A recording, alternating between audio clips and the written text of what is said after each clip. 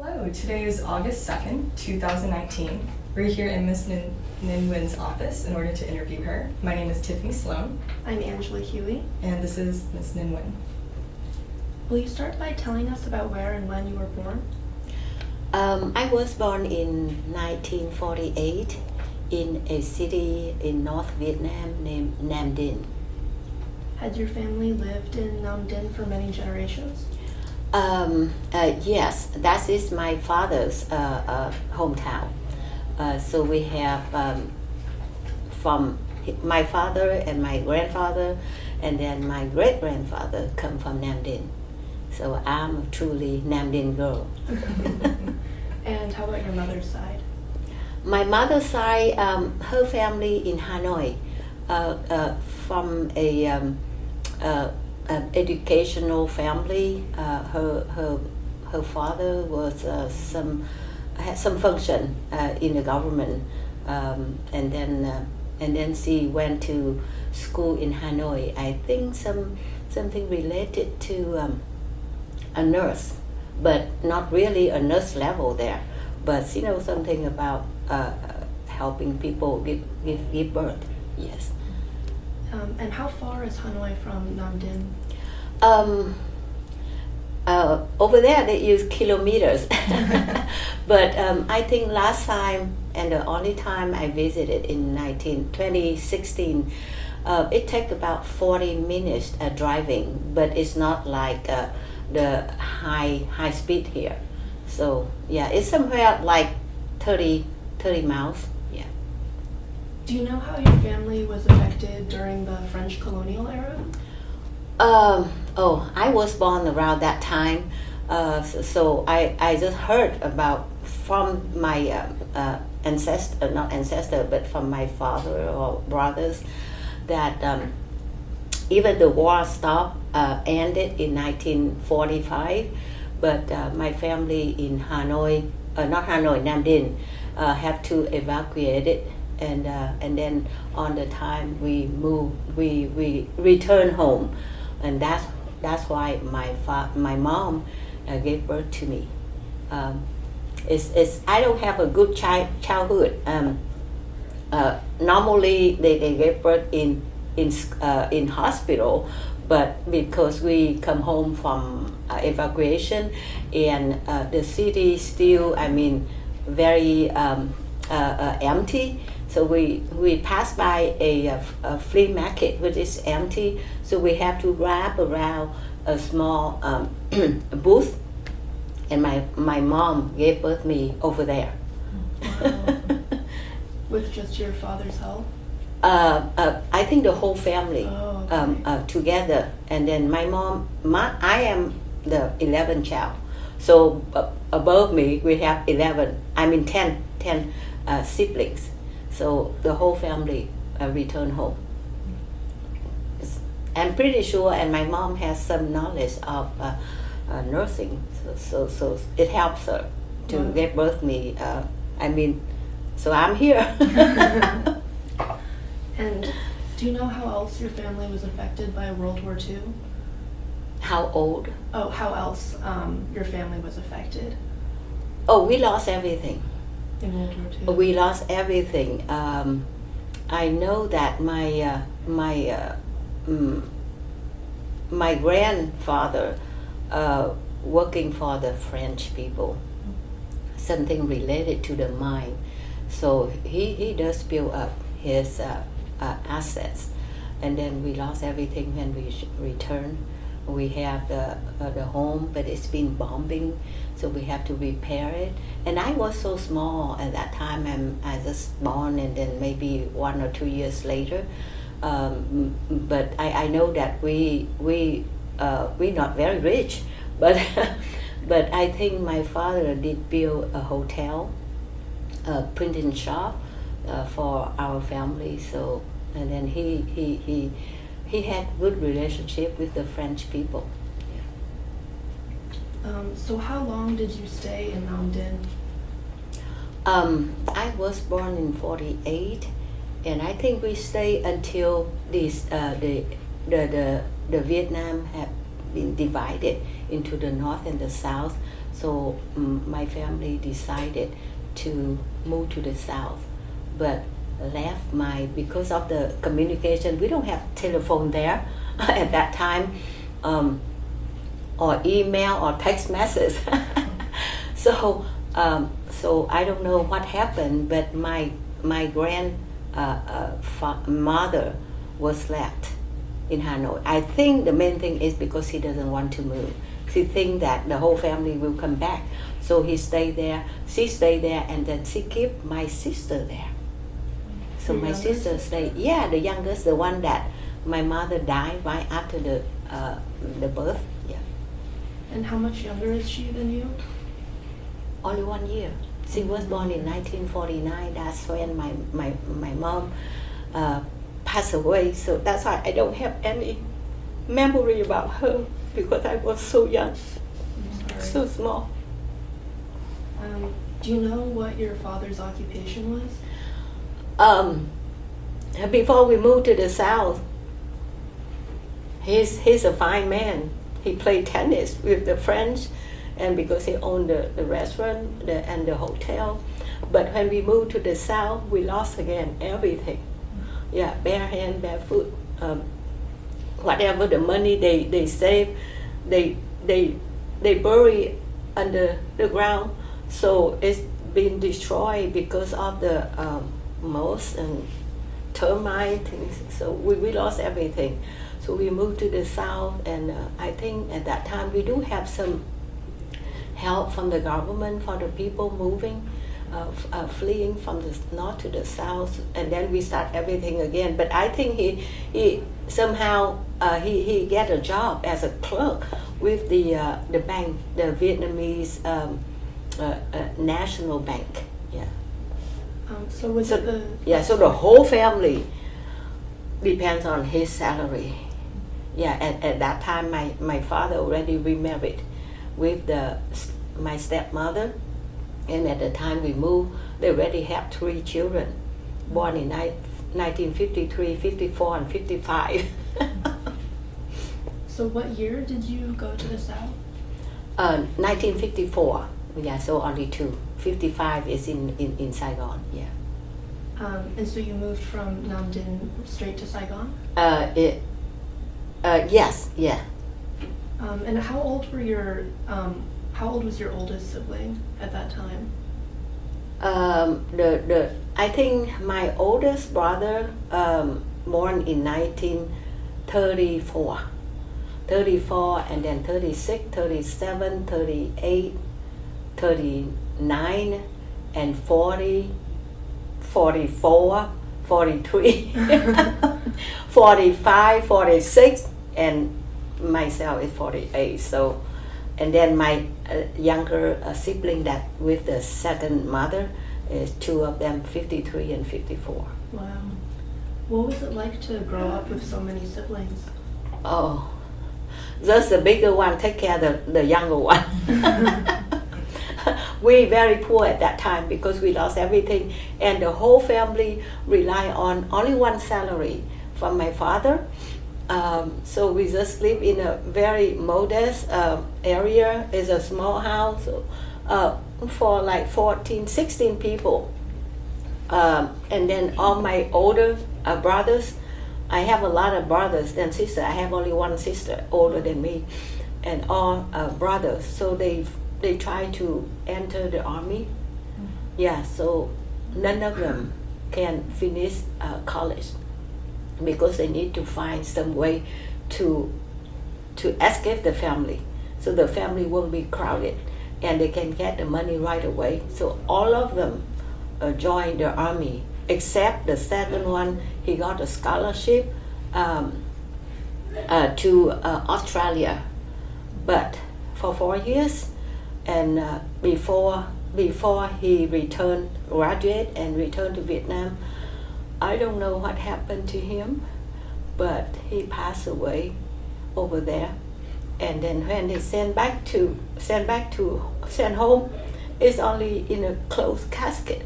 We don't know if he's in there or what happened to him. We just have no way to verify that's him in there. But the college, I mean the in Brisbane, I think they just sent us that, okay, sorry that he already died, and wisely.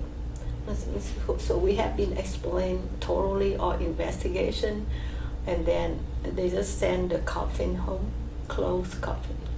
It's terrible. Yeah.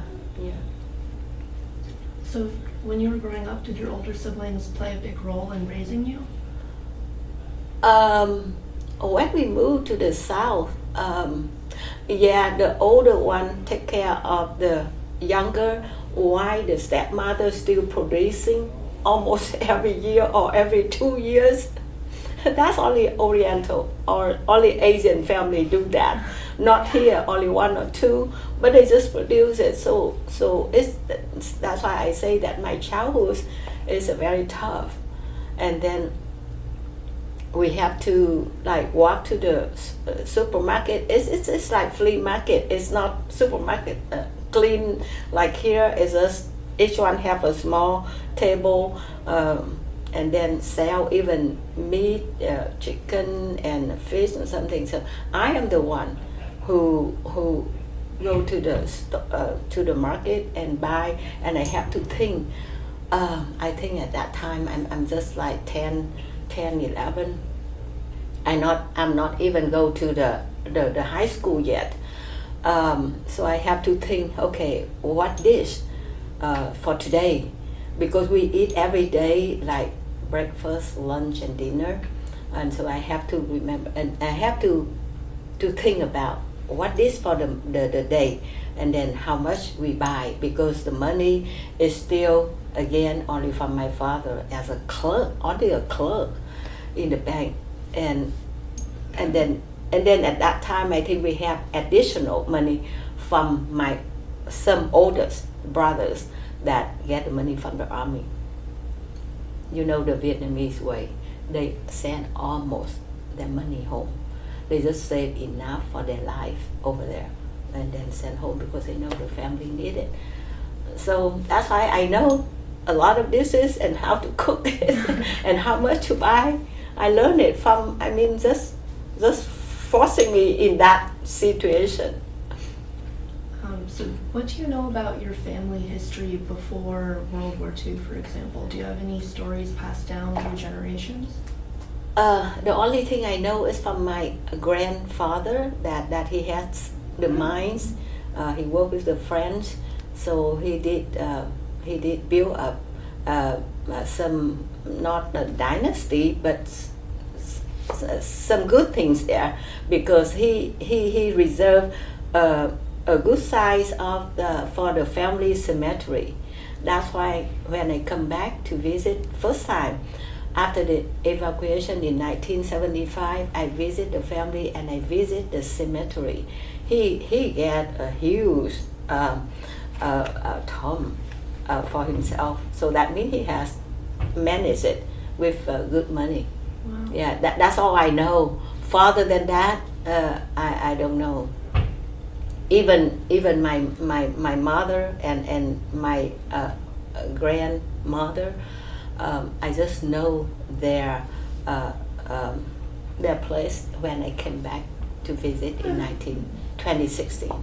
I visit the family cemetery.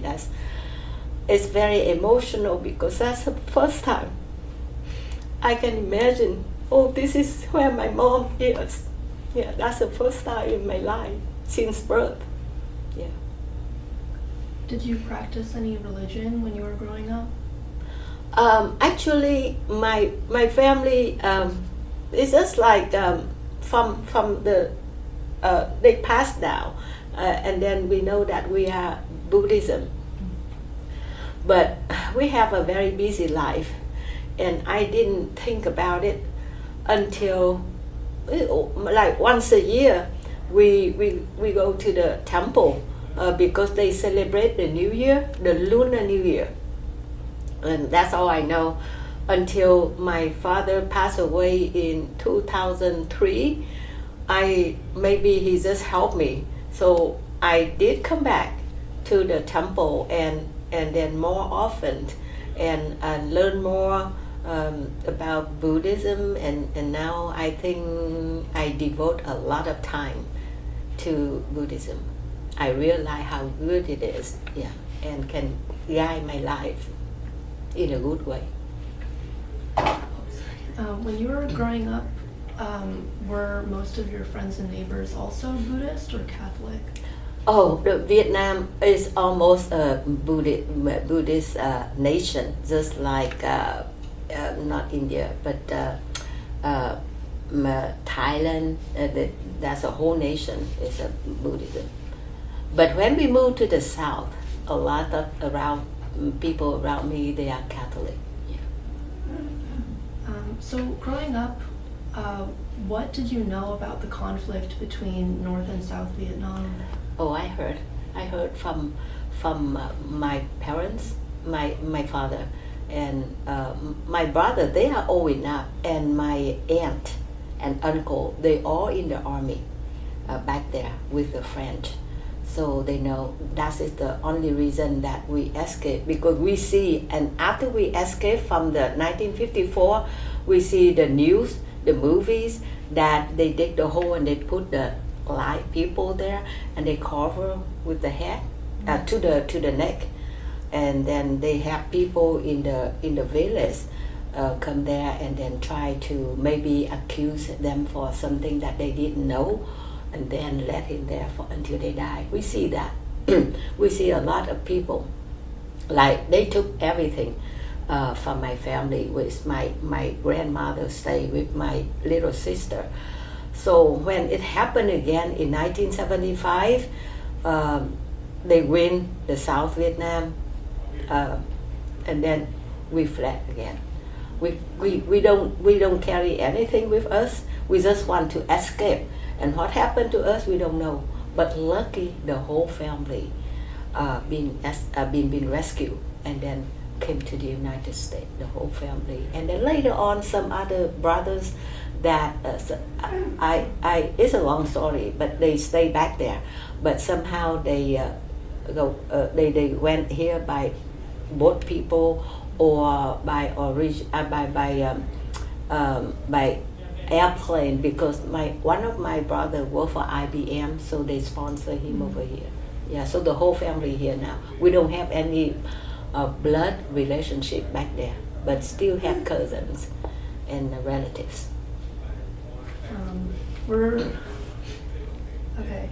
When you were a child, when you were still a child in Vietnam, what was your impression of the Viet Minh and the Viet Cong? What ideologies were you exposed to? Actually, when at that moment I was very young, but later on when I went to school, I learned all of them in school history. So we know Viet Minh or Vietnamese communist is not good at all. Even now, I can tell everybody, Vietnam, the refugees here, Vietnamese refugees here, every one of us, very experienced. Whoever like the communists are, because they don't know them until they live with them and they experience with them. They took everything you got. Yeah, a lot of Vietnamese people, they have money, they come back and they do a business, and they lost. They wait for you to build up. When it's big enough, they don't have any rule. So whatever they want to apply to you, they steal everything, and you lost. They come back. They come back here. Nothing. Right now, yes, Oh, yeah, wow. yeah. Whoever come there to do business, they will learn the lessons later. But we know it, so we don't do anything with them. And when you were growing up, were there a lot of American soldiers that you would encounter? Yes. I think they've been there from 1962 or 63, after they killed President Ngo Dinh Siem. So the American people start to appear there. But as a culture, we are not allowed. As a girl, we're not allowed to talk to the stranger, especially as foreigner. So I learned English in high school, but I never had a chance to practice because of that rule. So and my classmate, they have their family is better than my family. So they have money to pay for the private school just for English. So they practice English, but not me. When I came here, I was very broken English in 1975. So we do see the American soldiers and from Korean. I think I remember Korean soldiers and American soldiers all over. Yeah.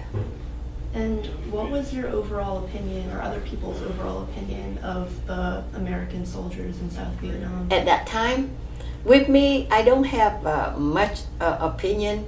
With a lot of people that they like the soldiers because they work for the big company that doing the construction RMK back there, and then they deal because they have a lot of benefit from there, so they are happy. But the parents at home, if they see you, special girls, come out and start to have the relationship with American soldier, oh, this is very, very just like the Middle East woman, just like that. Yeah, you will be punished, and then you'll be aground, not going out. But I'm not in that case because I, besides the time in the school, and then I'm busy to take care of the family, my siblings, and I never have experience for that. Yeah. But you can tell. But you can tell. Some like, some don't like. Yeah. Maybe they don't like more, more than they like. Oh, did you experience any that were not nice? Not like. Yeah, against. Oh, Against. Yeah. Whoever can make benefit from relationship with the American people, they really like it, they support it. But people thinking more, they have an overview. They think that, okay, Americans come here, and especially in 1973, 74, when they drop us, they don't support. They don't provide us the weapon to fight, and then we have to lose. Yeah. Now they still discuss, they still criticize about that. So when you were growing up during the conflict, what did you think would happen in the future? What did other people think would happen? Actually, when we before the evacuation in 1975, I was a student, high school and then pharmacy school. I focus in there because I cannot waste time. I have to graduate and earn money and help my family. So I commit myself that no boyfriend, nothing, just study and work. So I don't have mind for the politics. I'm not a politic girl, and then in-house more. But outside, a lot of people, they like about politics. They study about politics. But what I know is just from the TV and from the older people, from my siblings, from friends around, they talk about it. But for myself, I'm sorry, I don't have much knowledge about politics to have a correct answer. Yeah. Could you tell us about the schools you attended when you were growing up? What kind of schools did you attend?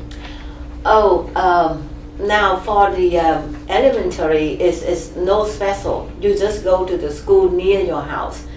But for high school or intermediate, whatever, but from 6th grade, they do have about 2 or 3 big public, and we divided girls and boys. You don't mix.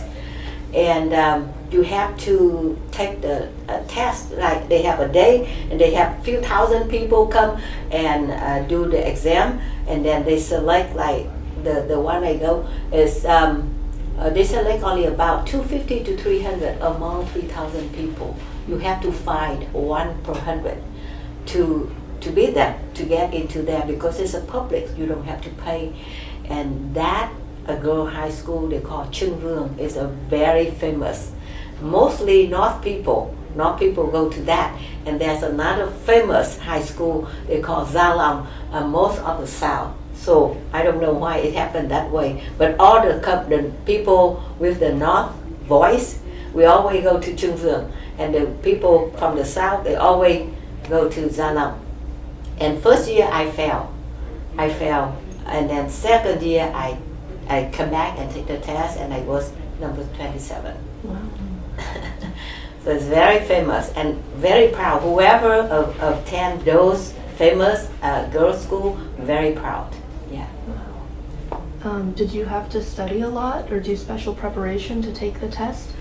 For the second time, I did ask my family that spend some money for me so I can attend the private tutoring class that is close to my house. And I think maybe because of that, and I passed with a high score, number 27. If I don't have that, I may fail again because the test is not easy. Yeah. Could you talk about some of the honors you received in school or some of the accomplishments you achieved while in school? Yeah, it's only happened in high school. I think starting from the 9th grade, each grade they have about 6 to 7 classes. We have about 50 to 55 students in one class. And then I have no help from my siblings, from the older sibling, because they're already in the army. And then I have to study myself, and nobody guide me, and I don't know how to follow whatever the teacher teach that day. And I didn't know that I have to go home and re-study about it. So the test, I don't have a good score, but I survived. I survived because, there's another system in Vietnam. I think it's a French system. They collect like the first 55 among the 300. They call A for the English, and I choose English, so A. P for the French. It's only 3 class for P and about 4 class for A, English. So the first 55 go to A1. The second 55 go to A2, and then A3, A4. And I always stay in A1. And I never have to move down. And every year they select the first 15 of the A2 to move to the A1, and the bottom 15 of the A1 move to the A2. So A1 always the best. And then lucky that nobody got me, but I survived in the A1 until I finished the 12th grade. And then I think at the 10th grade, they start divided A, B, C. A is for normal, and B is general. A for general, and B for the math. Whoever like math and good about math, they choose B. And C for the people that writing good poem or story, they go to C.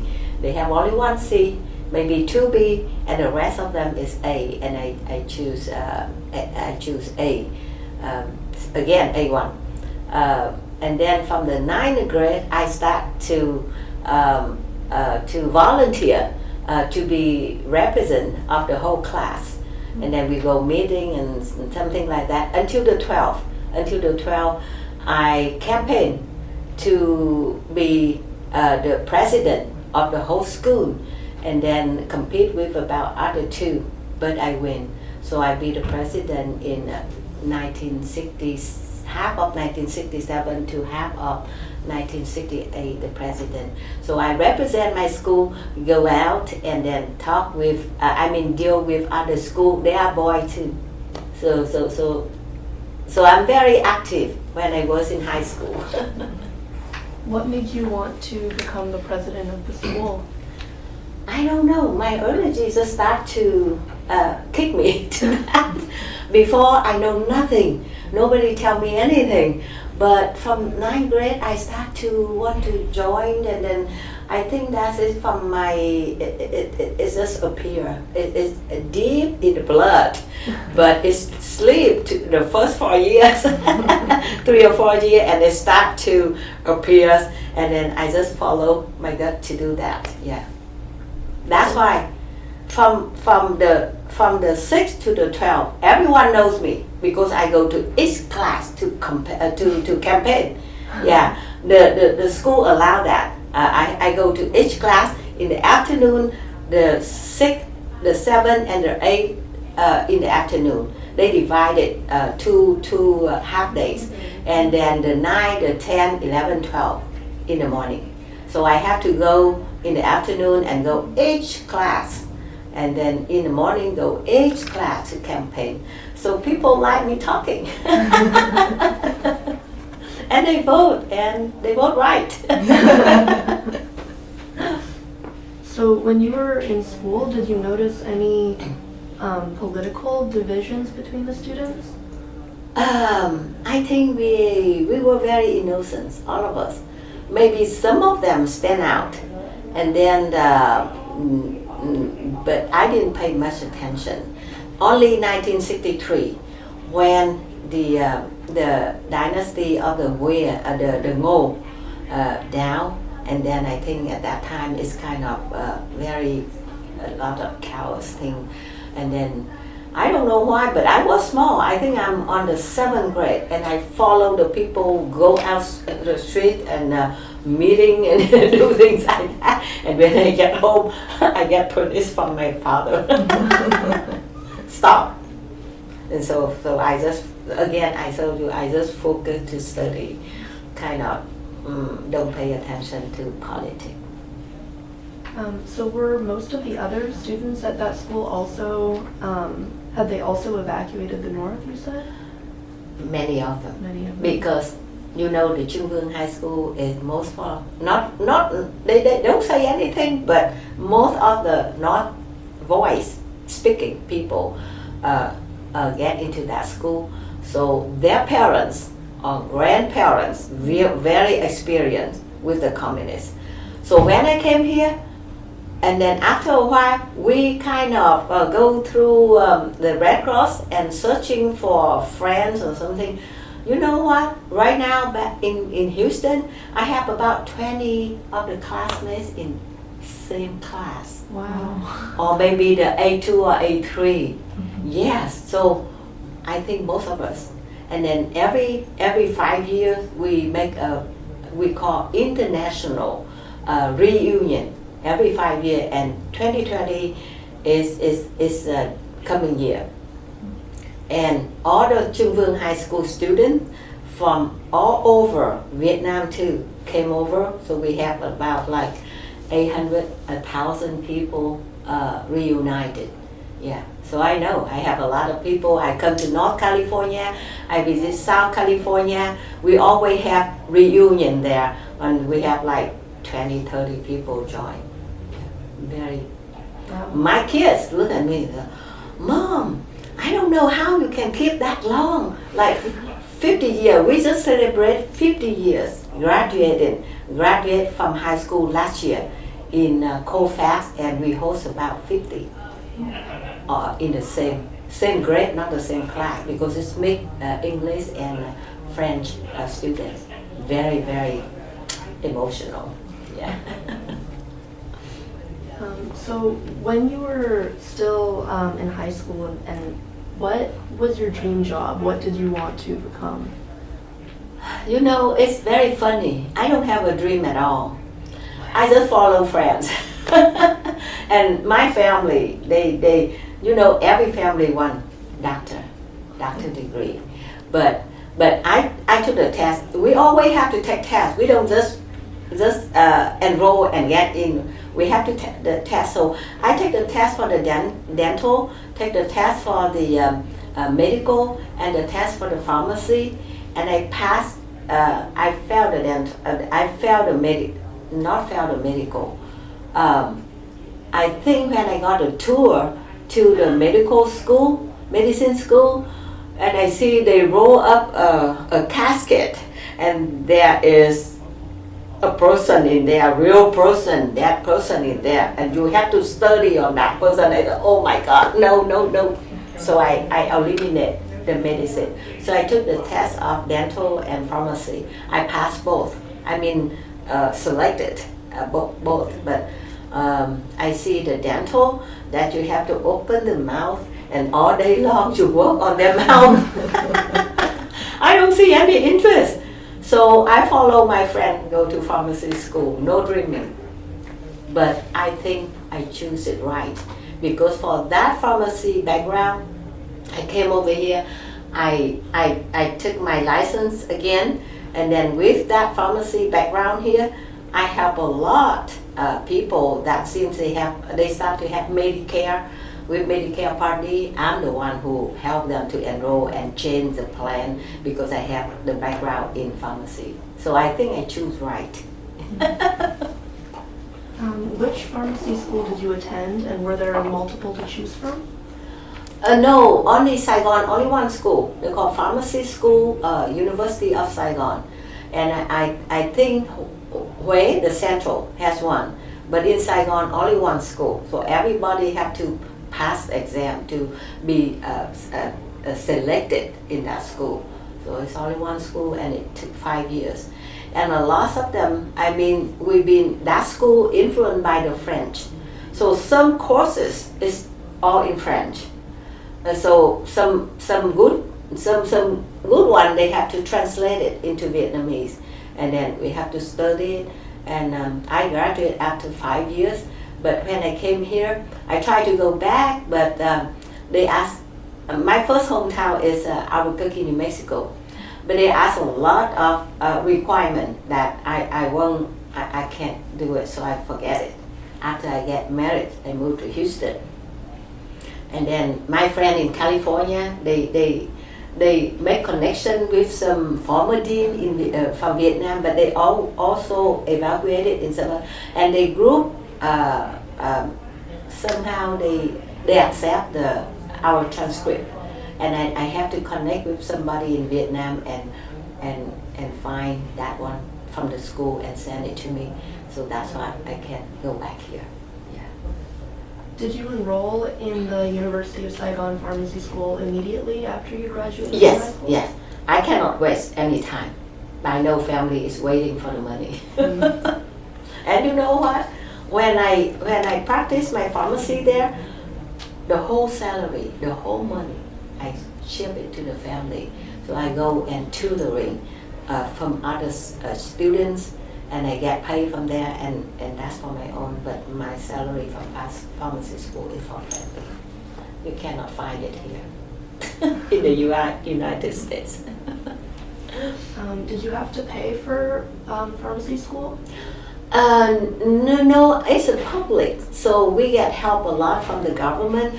But on the first year, I have to practice, and then I choose a good hospital. I think we have to pay, so I use my own money to pay for that. I never asked the family to support me. At that time, I'm not graduated yet, but I do some part-time work, and then I pay for myself. And what year did you enroll in the pharmacy school? 1968, right after I finished high school. And did you live with your family while you attended school? That is the traditional in Vietnam. We live, doesn't matter, even after you get married, and then if you can work around and then you stay. If your family needs you, you stay with your family. So even when I evaluated, I was single. So I do stay with family. I take care of all the siblings. That is very normal. So I understand that there was a temporary shutdown of all the schools in South Vietnam in 1972 after there was an attack from the north. Can you tell us about this time? That time I was in the fourth year of pharmacy school. And then they shut down. And you know, I'm very active, even now. I cannot stay 30 minutes without doing anything. I'm waiting for somebody and I do exercise. I always moving. And I said, oh no, I cannot stay home for the whole, we don't know when we can go back. They just temporary shut down, they just shut down. They don't say 2 months, 3 months, so we don't have a certain time. So I just contact my friends and I say, okay, I go to the school. I think they even shut down, but some, I don't know how I can contact because no telephone at that time. I don't know how I can contact all my friends, but I do group them. I do group them about 30, 35, 40 people. I say, hey, who want to volunteer? And you know what? I go to different hospital and explain to them that we are a student from pharmacy school and we want to volunteer and whatever you need help here. They reject, some of them, yes. I think that maybe they think, oh, we don't have any experience, we go there, they have to train us and it just take more time. So they deny. But only one hospital is an airborne hospital. They accept it, so we go all there. And then we come every day. Whoever cannot make it is fine. Whoever can make it is fine. We come there and we take care of the soldier because we're not from medical school, so we cannot actually do something serious. So like, okay, they have to clean the wound today, take it off and clean it. We did this, they show us, and then we do that. Yeah, sure, all the patients love it because, ooh, pharmacy students here. And then we, one girl, she know how to play guitar and she sing, so we entertain them by that, or we told them the story or something. And then some I think one of them, they say, oh, I have some clothes that I'm about to be discharged here, but I needed wash or something. So I say, okay, I take it home and I go to the cleaner and I clean, I put it there and then bring it back for him neat and nice. That's all we can do about that time. Yeah, we do all, but you know that from the first group of 30, 40 people, it down until maybe about 10 or 15. And then we work to the end when the school open back, and then we dismiss. Were you also involved with the airborne parachute training program? Oh, that is a big story. That my one class in pharmacy school is about 200 people. We have to go into the big auditorium. And then because I don't have much money, so I have to volunteer in the committee that write the note from the professor, and then they edit it and they make it. They make copy and they sell it back to the student, and I get one free because I'm the one who copied.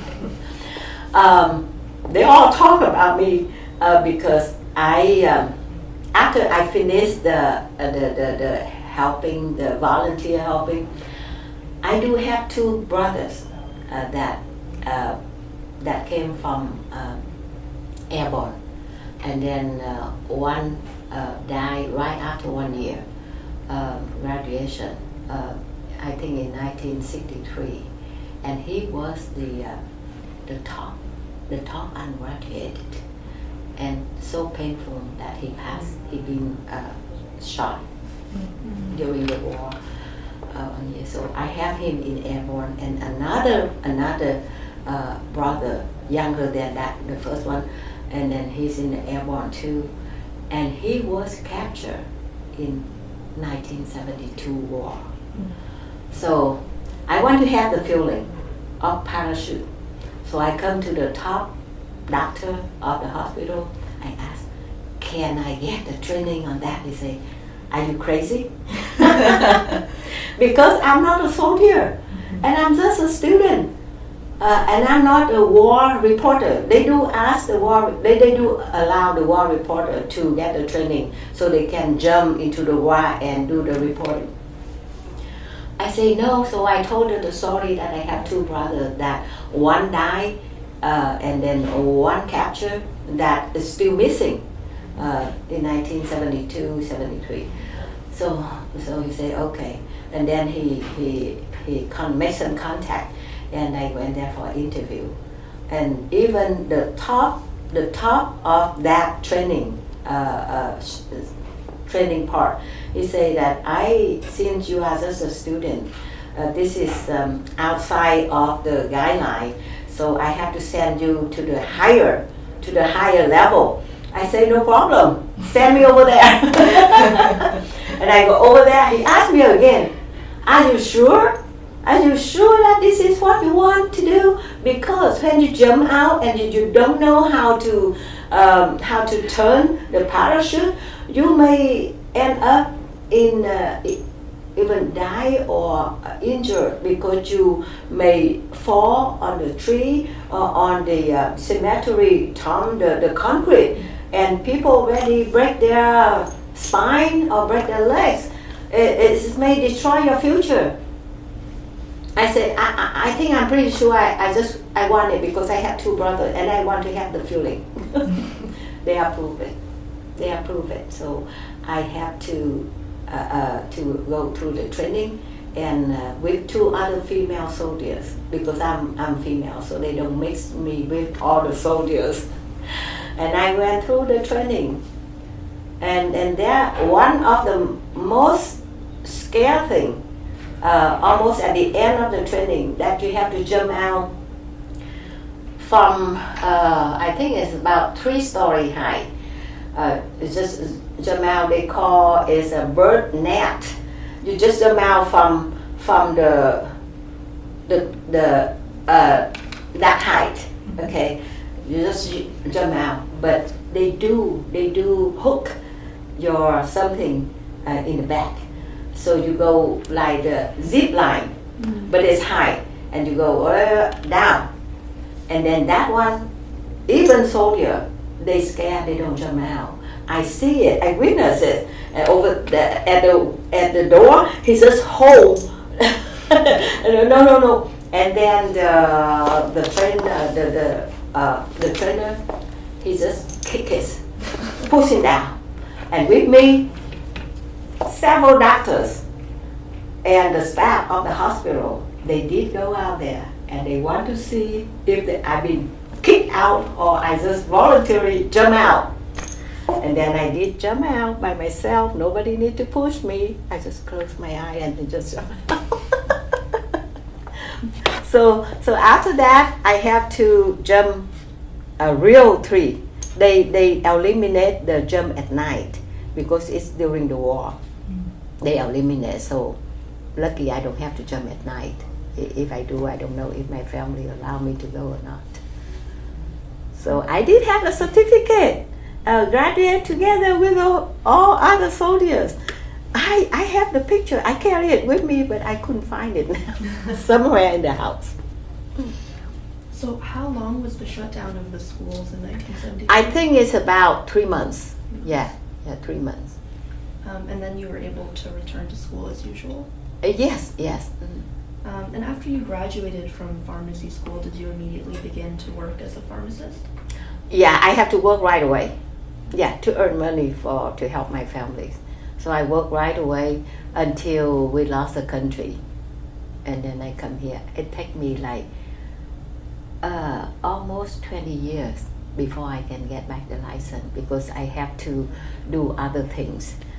Just to work right away while waiting the transcript come from Vietnam and do the translation and a lot of steps to go. Yeah.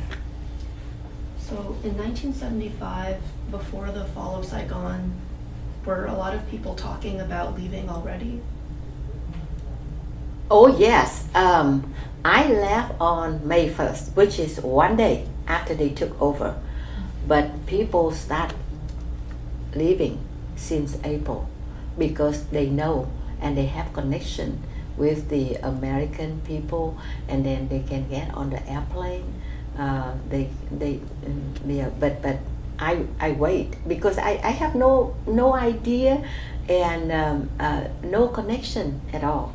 So it's suddenly after they took over, and then my family see that, oh my gosh, we have to find a way to get out. But meanwhile, we don't know yet. But I have several brothers in the army. You know that all the brothers in the army.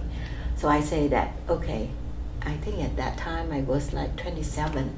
I take charge of the family because all my older siblings out. So I'm the one in charge of the family.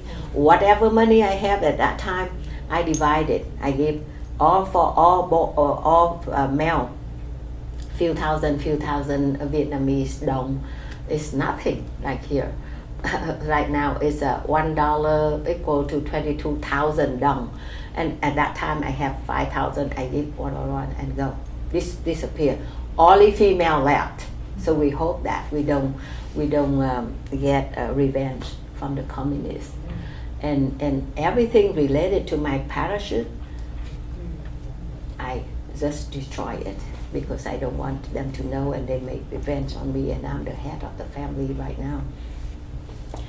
So just like on the May, one of my brother went out, and then I think he's on the way to Vũng Tàu, but we need to spread out of Saigon. And then somehow on the taxi guy say, hey, I know there is a boat that they are leaving around noon today, but you need to pay them the money. I said, oh, okay. So he paid the taxi guy the tip, and then he came home, and all family, my father, my stepmother, and all the sisters from the second mother, from the first one gone. It's only me. So we just find a way, transportation, go to it's not the big river, it's a small one, and we went there and we get on the boat, even though they require a lot of money to each one, and I don't have enough money for even one, but we load everyone in there.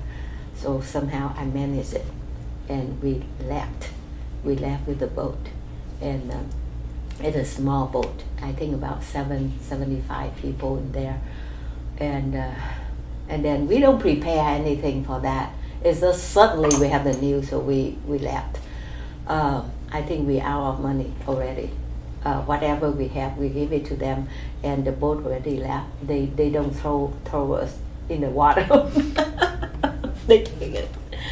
And then we floated. We had to go out, and at that time the communists already took over the Saigon. I see them with a special hat and then special shoe from rubber. That's what I know about the communists.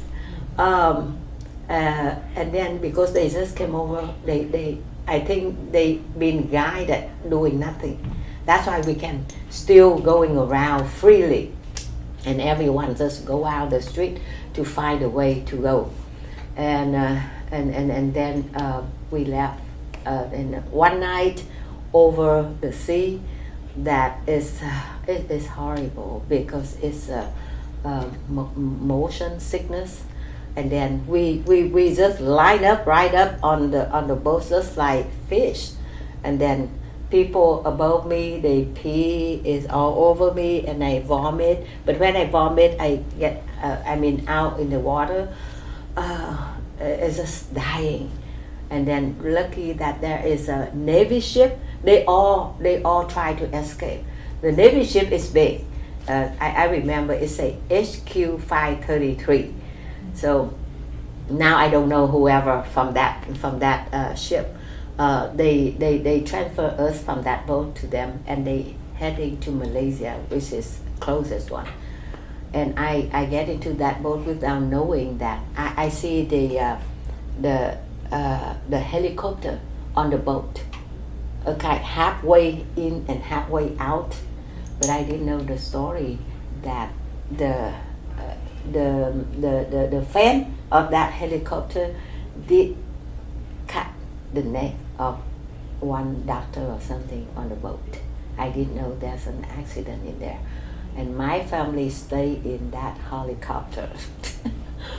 We stay underneath, and half of my brothers stay inside the helicopter, and we stay underneath of it. And then went to Malaysia. and I stay in Malaysia. And that is about the first group or the second group went to that island, and that island is a tourist island, and they have to take us because nobody know what to do with us. So we stayed there about a few months, and I did learn the Malaysian language there to communicate with the people. Yeah. How many of your family members made it to Malaysia with you?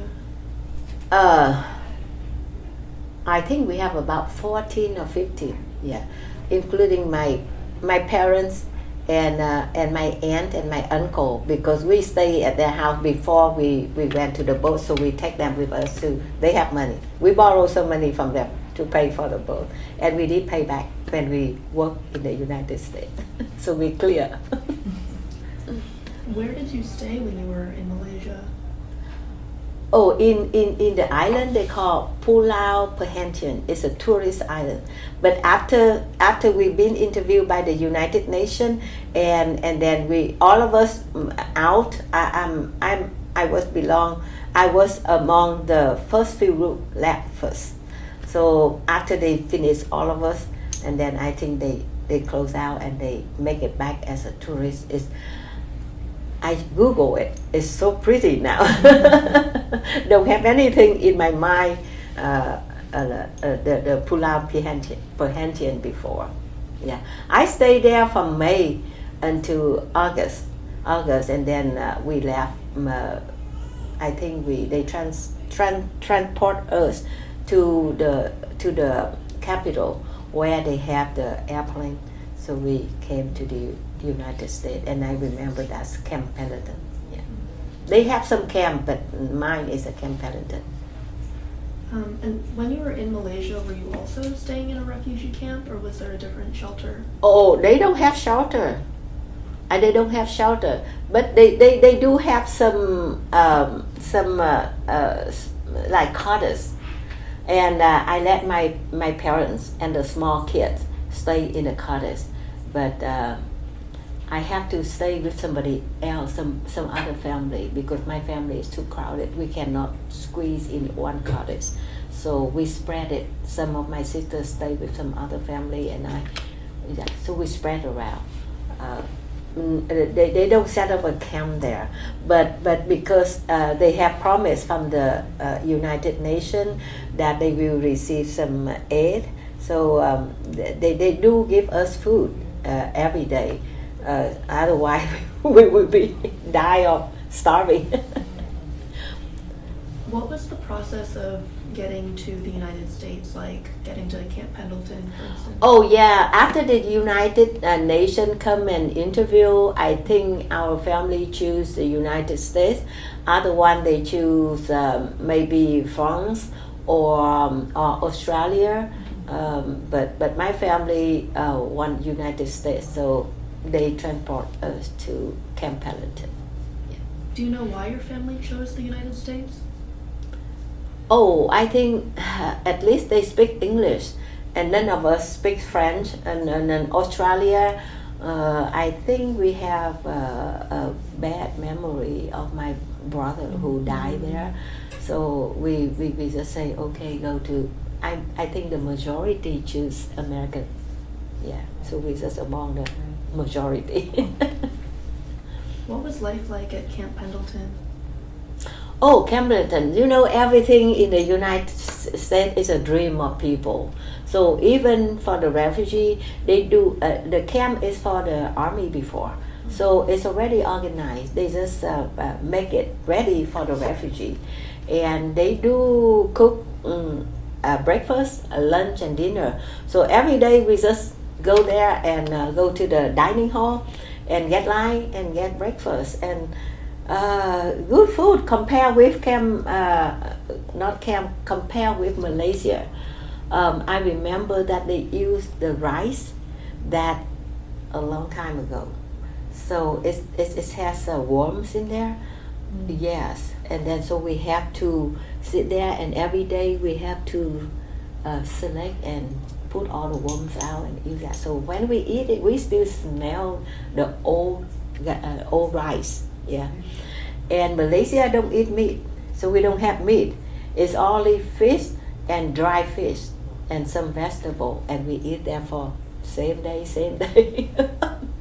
And that's why when I get here, I see fish in the can. I get sick of it. I get tired of it. But in the United States, yeah, they make eggs. They make just like the breakfast here, bacon, sausage, and toast, and then coffee, and milk, and oranges. Oh, that is a dream come true. So we eat good food, yeah. And then I go to the office and I volunteer in the first aid unit. And when you were in Camp Pendleton, were people generally relieved to be there, or what? How did people feel to be there? Oh, everybody feel relief because it's first they know that they escaped the communists. Secondly, they know that they don't have to stay in the refugee camp that is under average. At least here is an average, and that is new to us. Everything is new to us. The thing is just wide open, so we have to open eyes, open ears, listen, and then try to adjust to the new life. So we're all happy. I don't see anything complain about it. 3 meals a day, don't have to cook, don't have to do anything, just go there and get lunch and eat it. So I think everybody happy. And then the American Red Cross, they do come there and volunteer, and they talk to us if we feel missing home or something. They are very helpful. Yeah, I always remember the lady. I even forgot her name. It's too long ago, but I do appreciate what we get from Camp Pendleton. Actually, I do appreciate the camp in Malaysia too. They rescue, they accept us in there, and they feed us, even though the food is not good like here, but they feed us, and we survive until we get to the American. How long did you stay at Camp Pendleton? I think about 2 months, because in October it's about the cold weather. They don't have enough facility to pass the winter, so they have to close the camp before the winter. And they told us by October 31st everybody have to go, and then they start to open door for all the companies or even individuals come and look at us and select us and sponsor us, because I know some of us went to Iowa and then work in the farm, and then but my family was lucky because there's a man, he's a director of a company, that so he come and then he interview us, and then I think he's a good man, so I say, okay, New Mexico. So the whole family went to New Mexico, Albuquerque. What was life like in Albuquerque? In Albuquerque, Mr. McCutchan is the head of they call National Alliance of Businessmen. That is his business, and he does have some program from the government, and he took us. But he also a businessman. He has many apartments for rent. So my family stay in about 2 of his apartments. And only myself and my girl and my sister, my younger sister, he sponsored 2 of us come out first. I told my family, stay here. Let me go out first and see how it looks, and then the whole family follow. So it's only 2 girls come out, and we stay in his home. And with his family, actually his family is only husband and his wife, him and his wife, and then and two childs. 2 boys there, and I think they are original German people, and we stay there. But later on, I feel regret because he's very kind, but because we only 2 girls go out first, and I kind of missing, so I cry every day. make them feel bad because they feel that, oh, what they are doing that is make us cry every day. And when I eat, they have good food, but it's American food, and I miss the rice. And I dare not ask him I want rice, so I just eat American food and crying every day. So but I feel okay. So I asked my family, okay, all of us get out and then stay in his apartment. So we settle. What were some of the biggest adjustments you had to make when you moved to Albuquerque? Okay, the weather. When we came out, it's October. It starts to be the end of the fall and starting the winter, so it's cold. And in Vietnam, it's tropical. It's hot all year and raining, but here it's cold. And then transportation. How from his apartment lucky that he put me to work at his office, because he does need someone who knows the Vietnamese and work in there. But because I stay with him, so he ride myself to his work, so I take care of that. But and then the rest of the family, when they want to go somewhere, and then we need to go by bus. But when the winter come, they have a lot of snow in Albuquerque. It's snowing and we're so cold, so we try to stay inside. But my brother worked in the refugee program, so we never want to file with Medicare, welfare. None of us apply for welfare. We try to be self-supported. So he worked and I work, and my other siblings just go to school because they're still young. And even my father, I placed him to work in a company. They just do the jewelry, the turquoise, that's a very famous in Albuquerque. So what he do, they train him and he just sit there. He doesn't need to talk to anyone.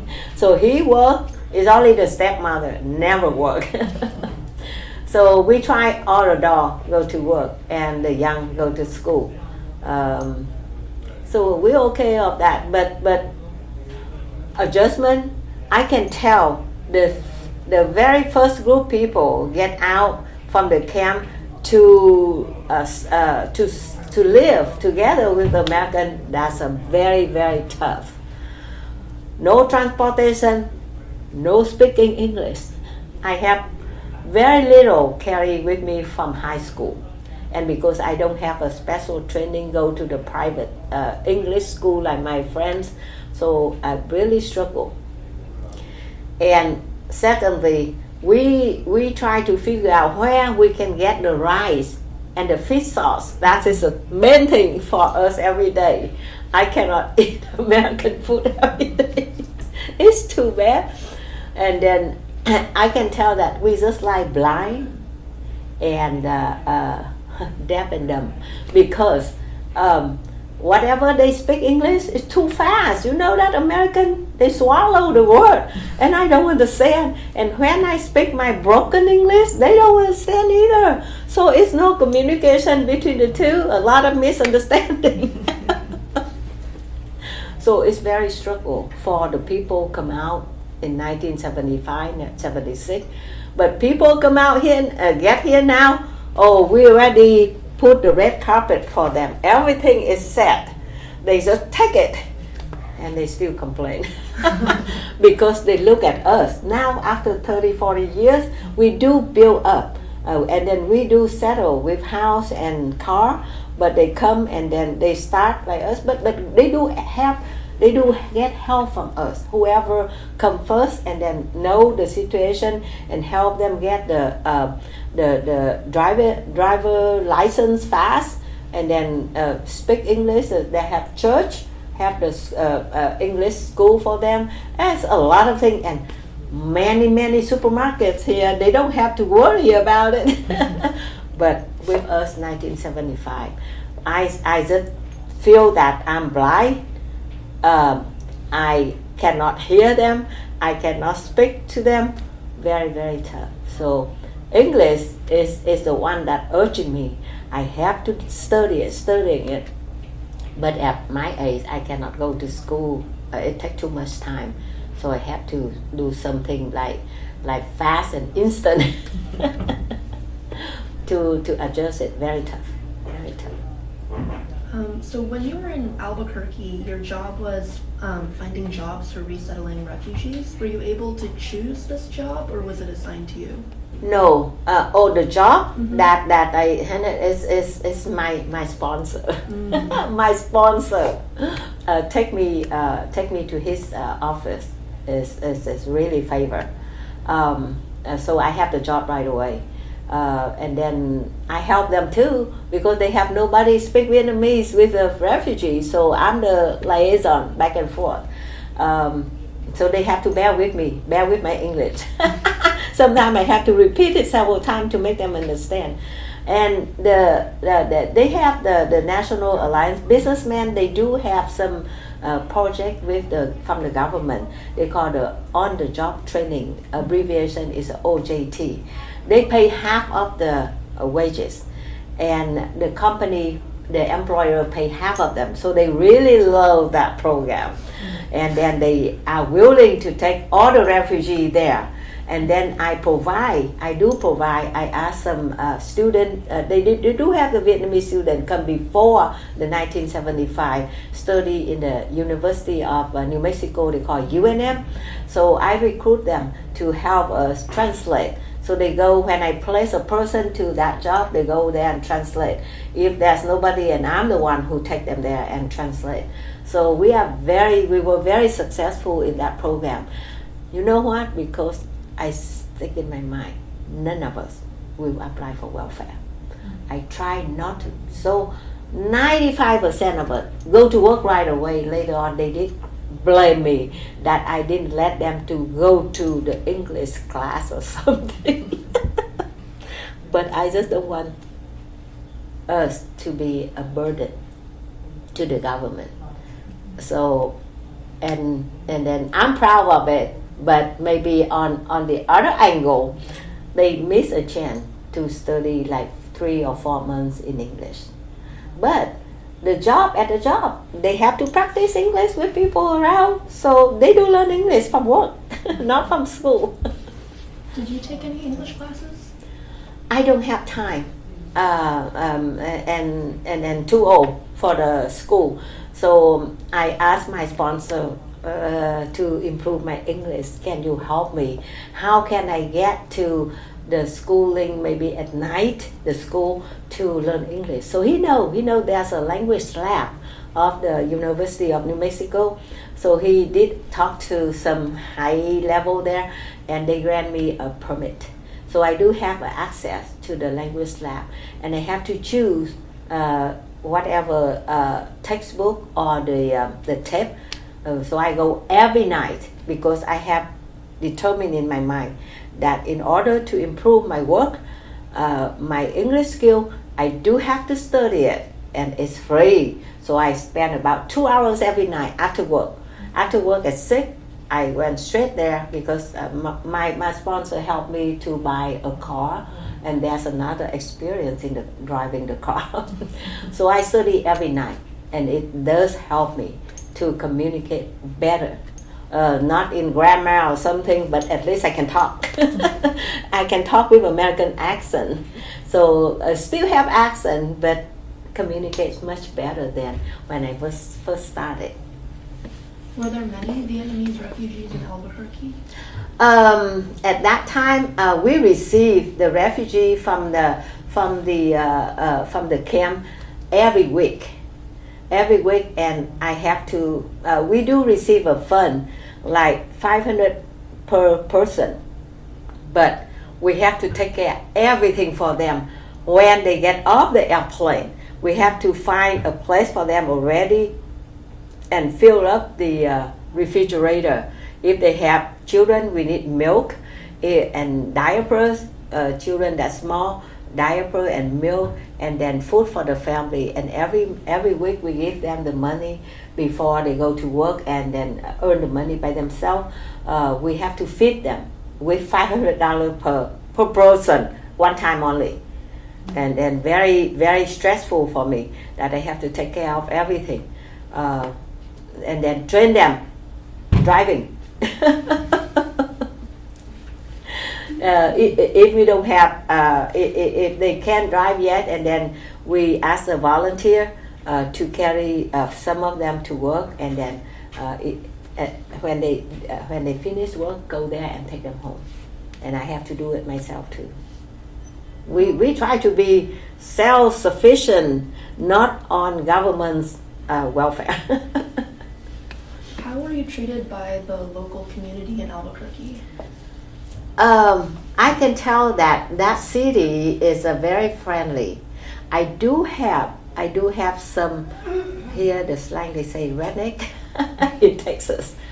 I did encounter some of them, but I understand who I am, so I just swallow it down, and patient swallow it down, and try to improve myself to stand up and then live together. But they are very friendly. Right now, I still coming back there to visit. I still have 2 members of family stay there. They don't move. I move because I get married. Most of the people in my family move because we get married, and the rest of them stay there. Yeah. So how long did you live in Albuquerque? I think from October 1975, I get married Christmas 79. So that's when I left Albuquerque. Yeah. How did you meet your husband? Oh, this is a very, very story. I mean,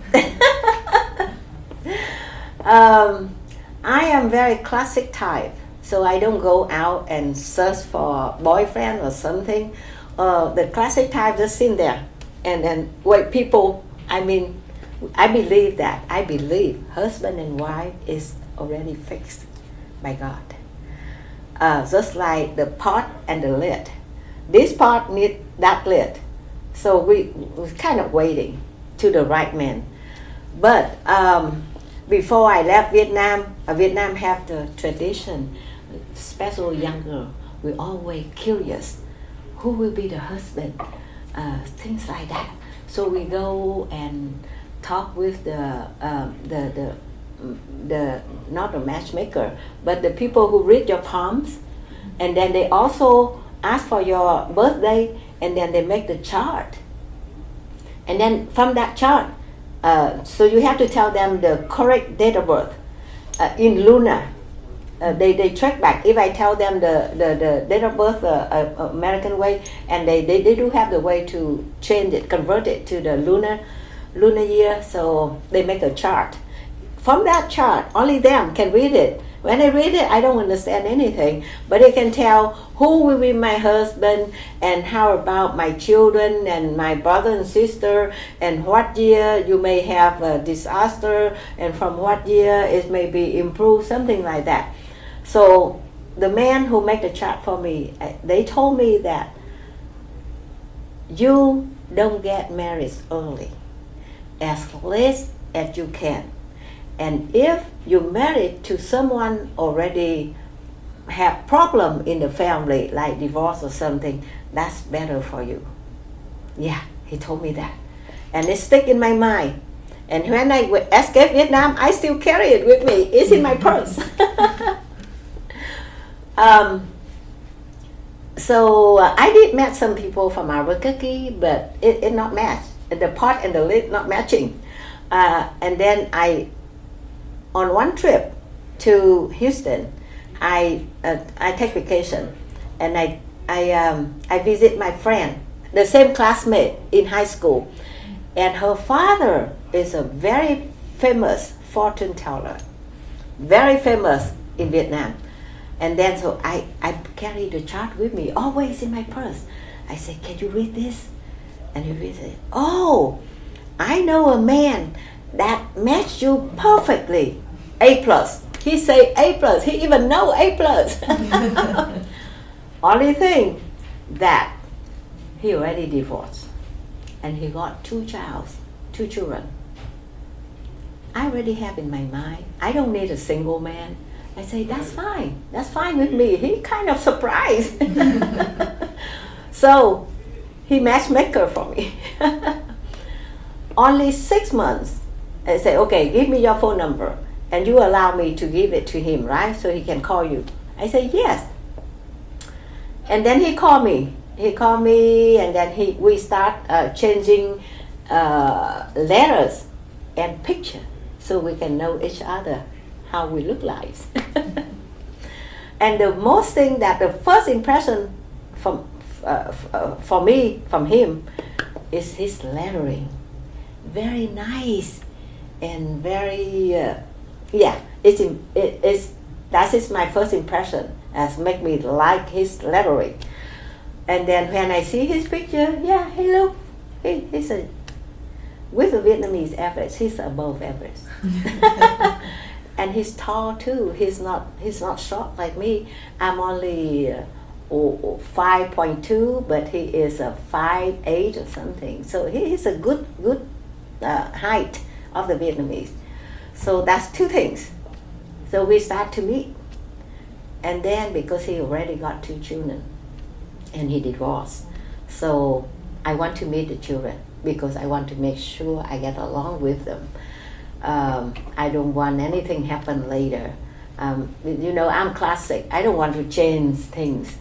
So after I met the 2 child, I fell in love with them because one girl and the oldest girl and the boy. So I say, okay, I think I'm okay. 6 months later, after the first contact, is the wedding.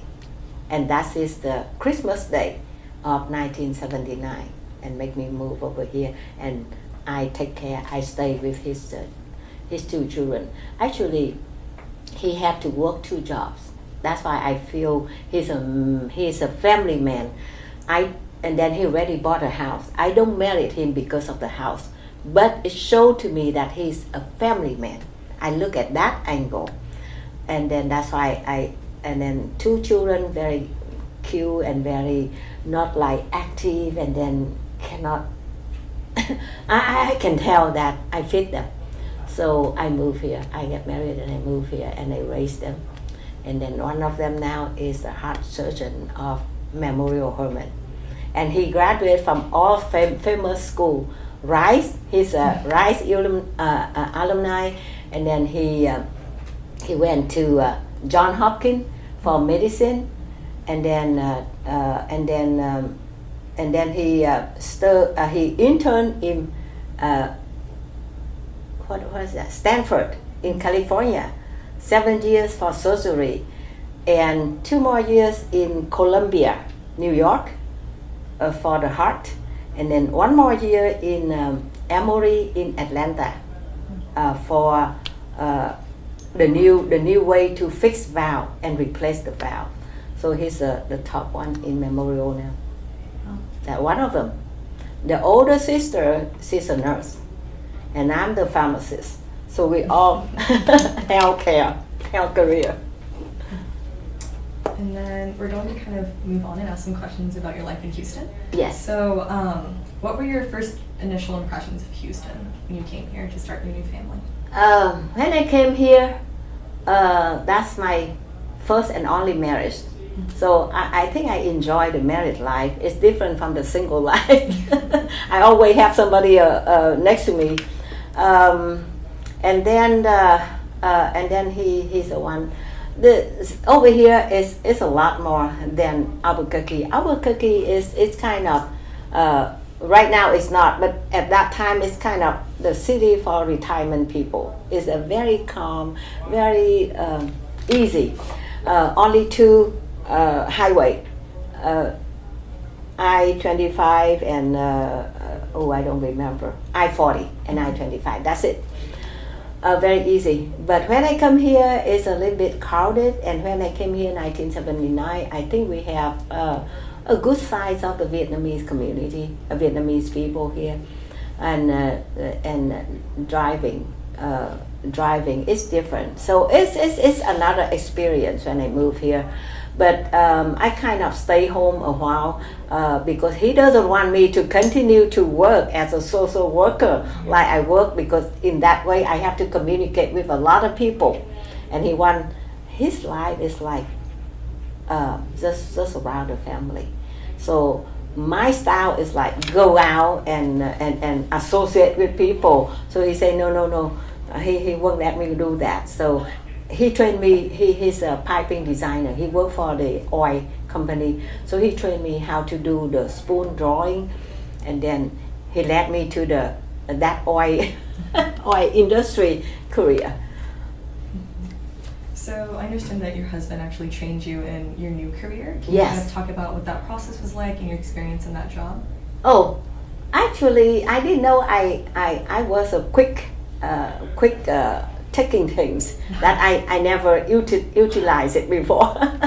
So when he trained me, I think a few months, I get out and then apply for a job. And then, the Fluor Daniel, it's a big oil company here. I got a job there.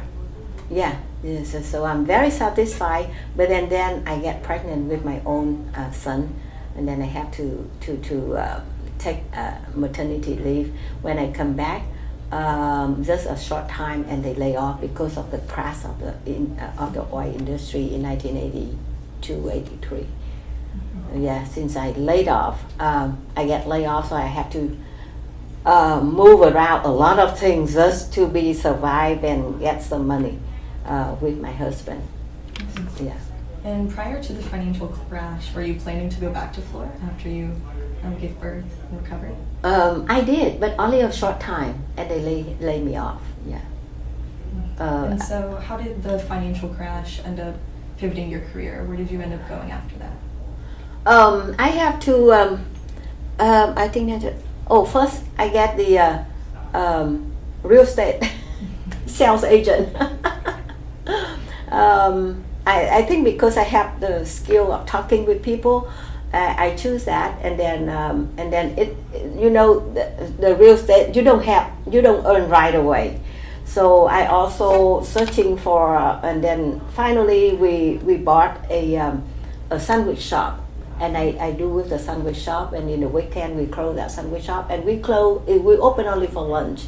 We close early, so I hold both of them until I don't remember when, until 1990 I get the broker license, and then when it crashed, the reason I go to the real estate sales agent because a lot of houses been foreclosed, so I take that license. And I go and I buy, and I got my commission for myself. And because the house foreclosed, so you buy it very cheap. So I buy several of them. I invest in them.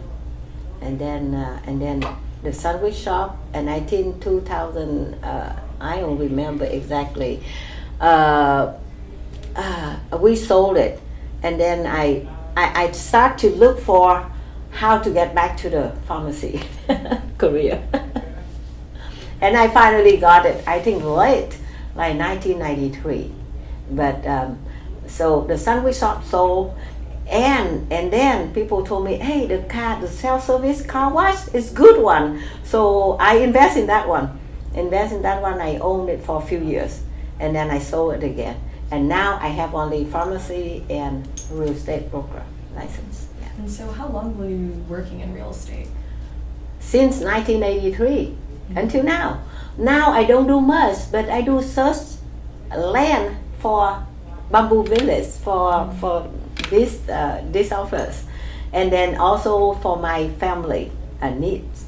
I don't have time to take people around and search for home anymore. But if they want to buy it with the builder, I do represent them to do the contract and helping them.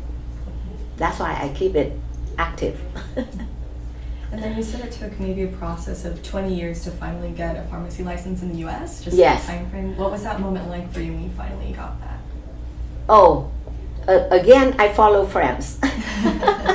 All of my friends that from high school, I think from high school go to pharmacy school in Vietnam. I think I have a group of 5 of us, very close. And then over here, when I get here, we contact all of them, and all of them already got back the license except me. So I just feel bad, and then I say, okay, show me how to get back. So I follow their path, and that's why they get back like 87, 86, 88, but I don't get back until 93. Yeah, 5 or 6 years behind. And so you've held a lot of different jobs throughout your career and you've taken on many different roles. Do you think that you usually take them on by seeing an opportunity or maybe seeing a need in the community that needs to be met? Actually, I don't feel it's a need. I don't pay to that attention. I just see, okay, I'm capable to do something and I do it. At the time for the real estate, because there's a market there and I want to wrap them, some of them. At that time, to invest in one house, I just need about $3,000. Yes. And now I just sold the last one. I bought it like 34,000, and when I sold it, but it's in 1988. I bought it and I sold it for 110. That is a discount price. Yeah. So one is because of the opportunity come, and the pharmacy because I follow friend. All of them have it. Why not me? So I hold it. I didn't pay attention to the need, but fortunately, that pharmacy license, pharmacy career, help.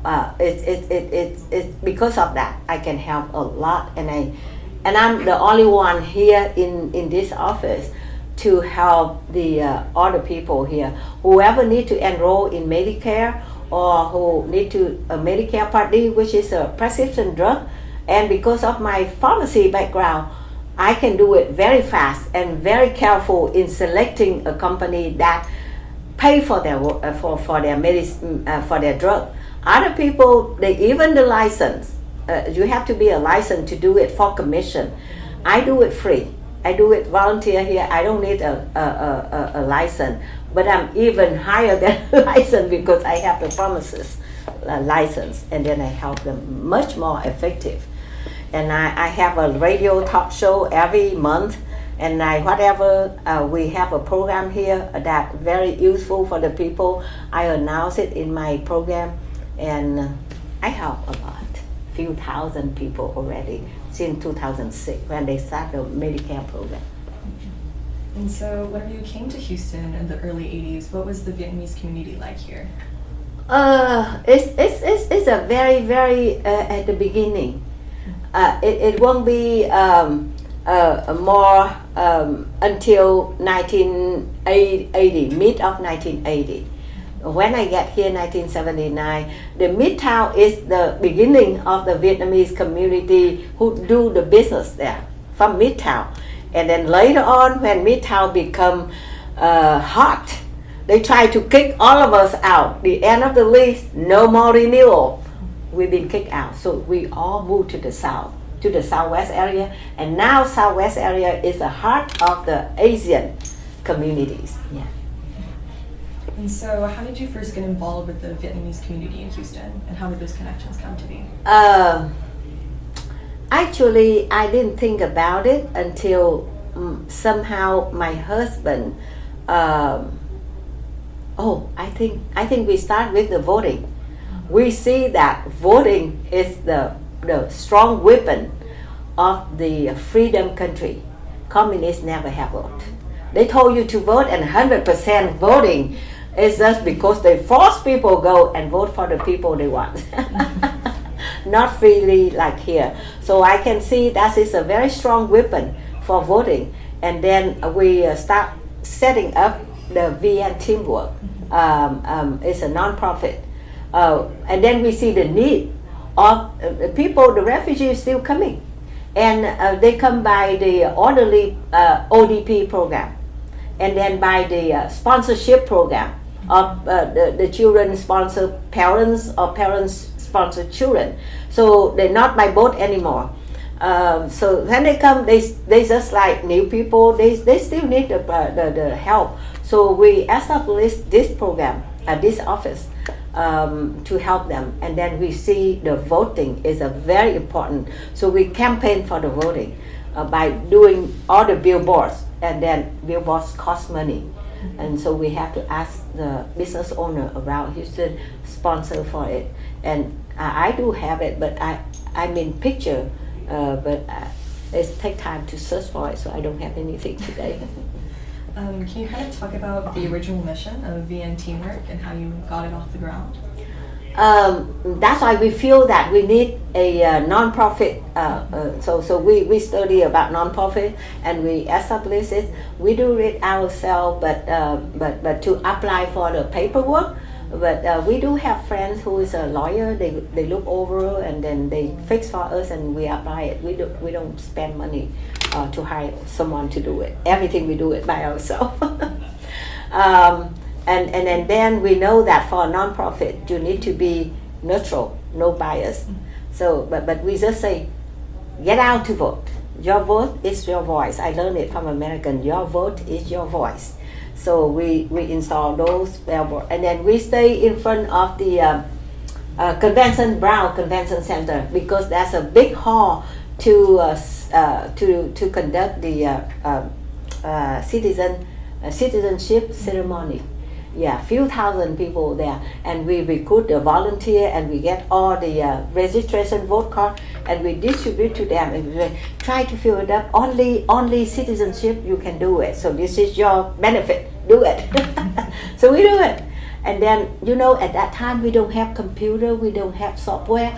You know what I did? I tried to mail it to them. So I go to the Harris County, and they have the. What do you have? You have the screen and then you have the microfiche. I do that, and I make a list of all the Vietnamese last name from A to Z, and then I go there and I write down. Yes, I don't even know how to make a copy. So and then we have the list. It's a public record. So I have the list and I mass mailing to them. We do a lot of things at that time. Yeah, because we have energy now. Energy is almost run out by the age. And since you were so focused on mobilizing voters, what do you think were some of the main issues that kept Asian Americans from the polls? From the poll? Even we campaign that, it doesn't mean that a lot of people listen to it. Elderly people, they are lazy, so we have to tell them. And also, they don't understand English. And at that time, we don't have voting in Vietnamese yet. We just have it maybe about 6-7 years ago. Back into that time, it's everything in English. So it's very hard. So very hard for the elderly people. It's only the young people or mid-age like me at that time. Until we have voting in Vietnamese, yes, we can campaign more. Even this office, we need to go to the training and get deputized to enroll them right here.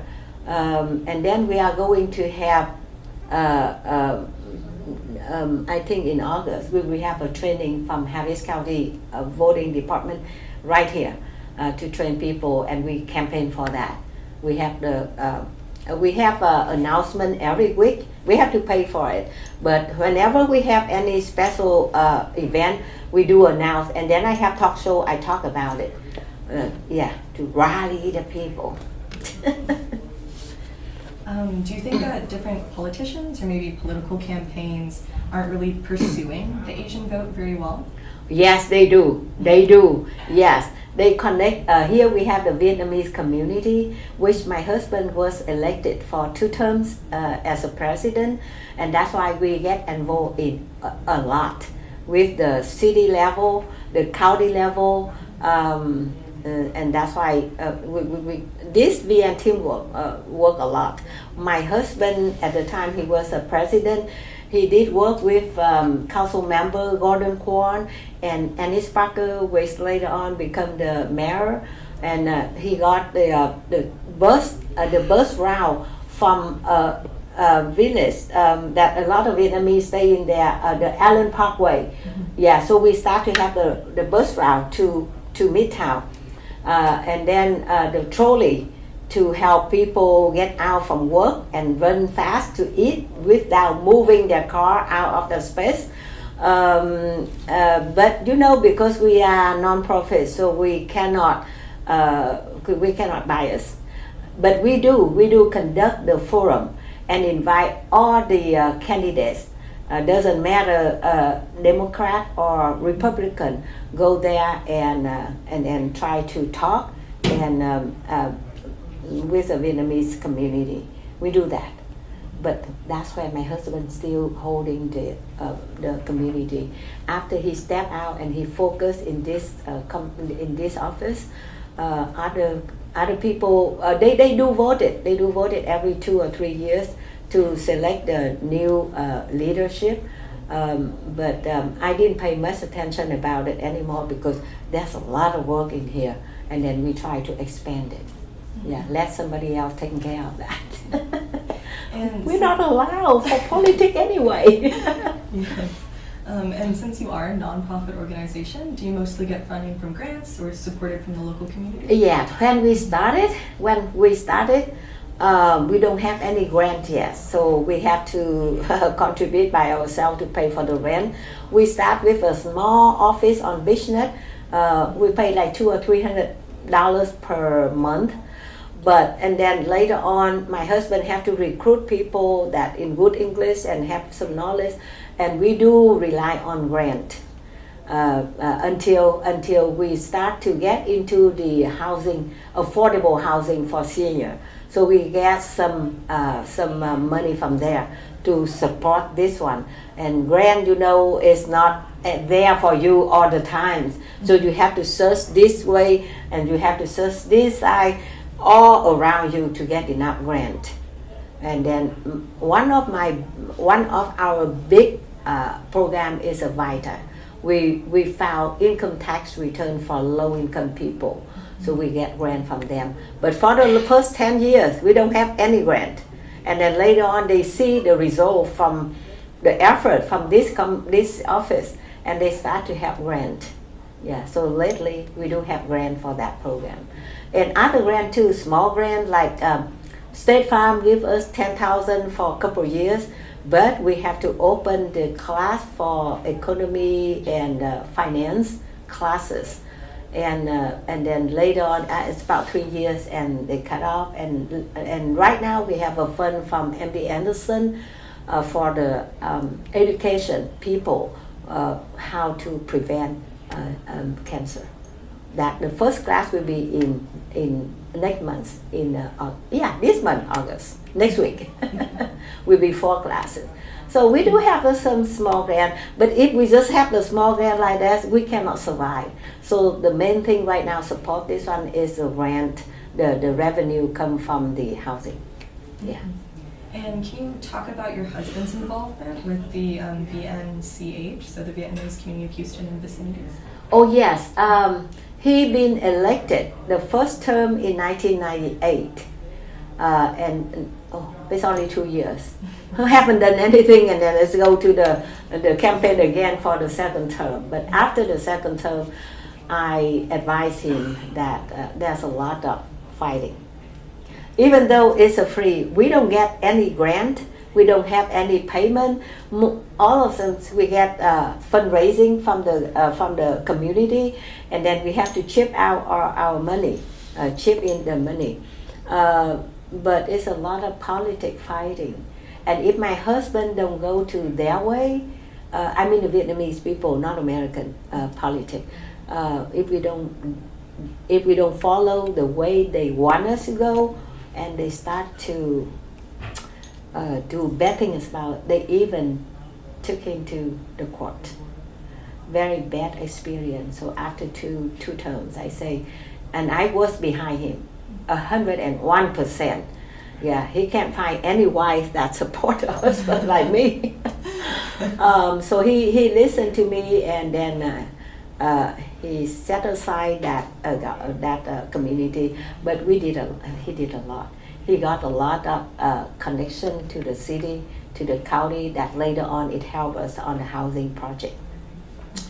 And also we did. There's pictures out there. There's some communists get inside the community and do some thing that he has to conduct a meeting that is like thousand of people at Hong Kong. But that one is for Vietnamese people, so we don't violate any politics here. A lot. It's so many things that at the VNCH, I just feel blank because we have a bad experience about it. And then we do the parade every year, and we had the first prize several times.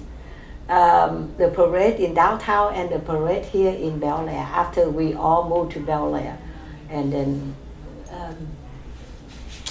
I couldn't think of anything else. It's just too many activities. But lately, I remember from VN Team Work more than the VNCH. Yeah.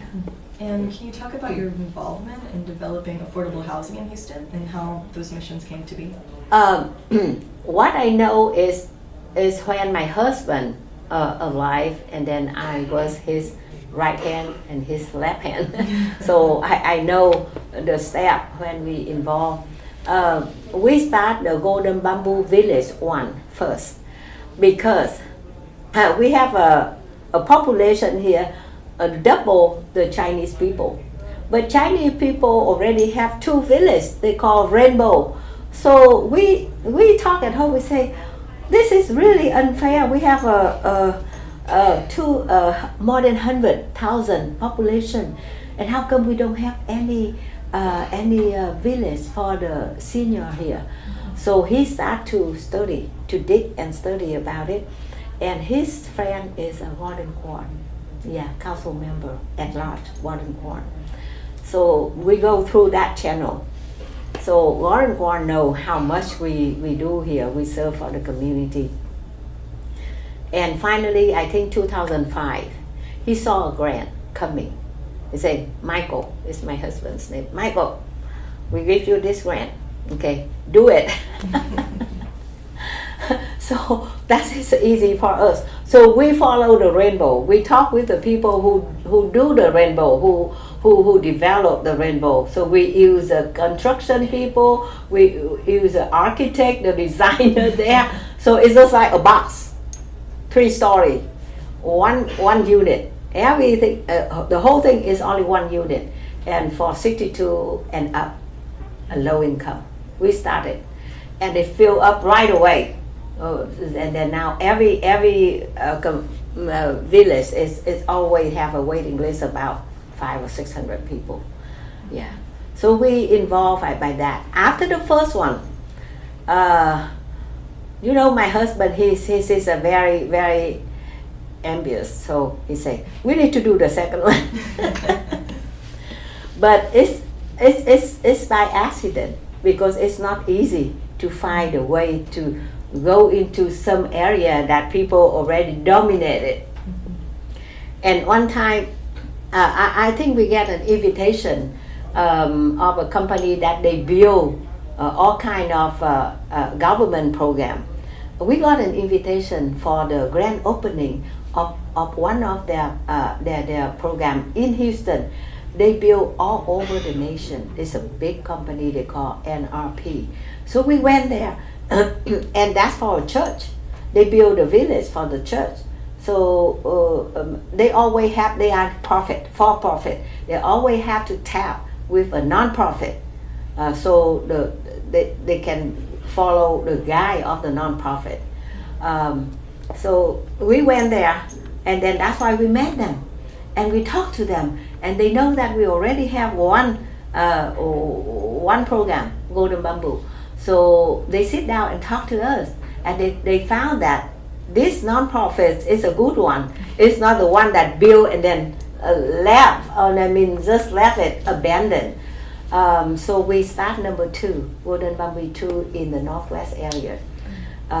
It's community. It's a family, so it have 1, 2, 3, and 4 bedroom.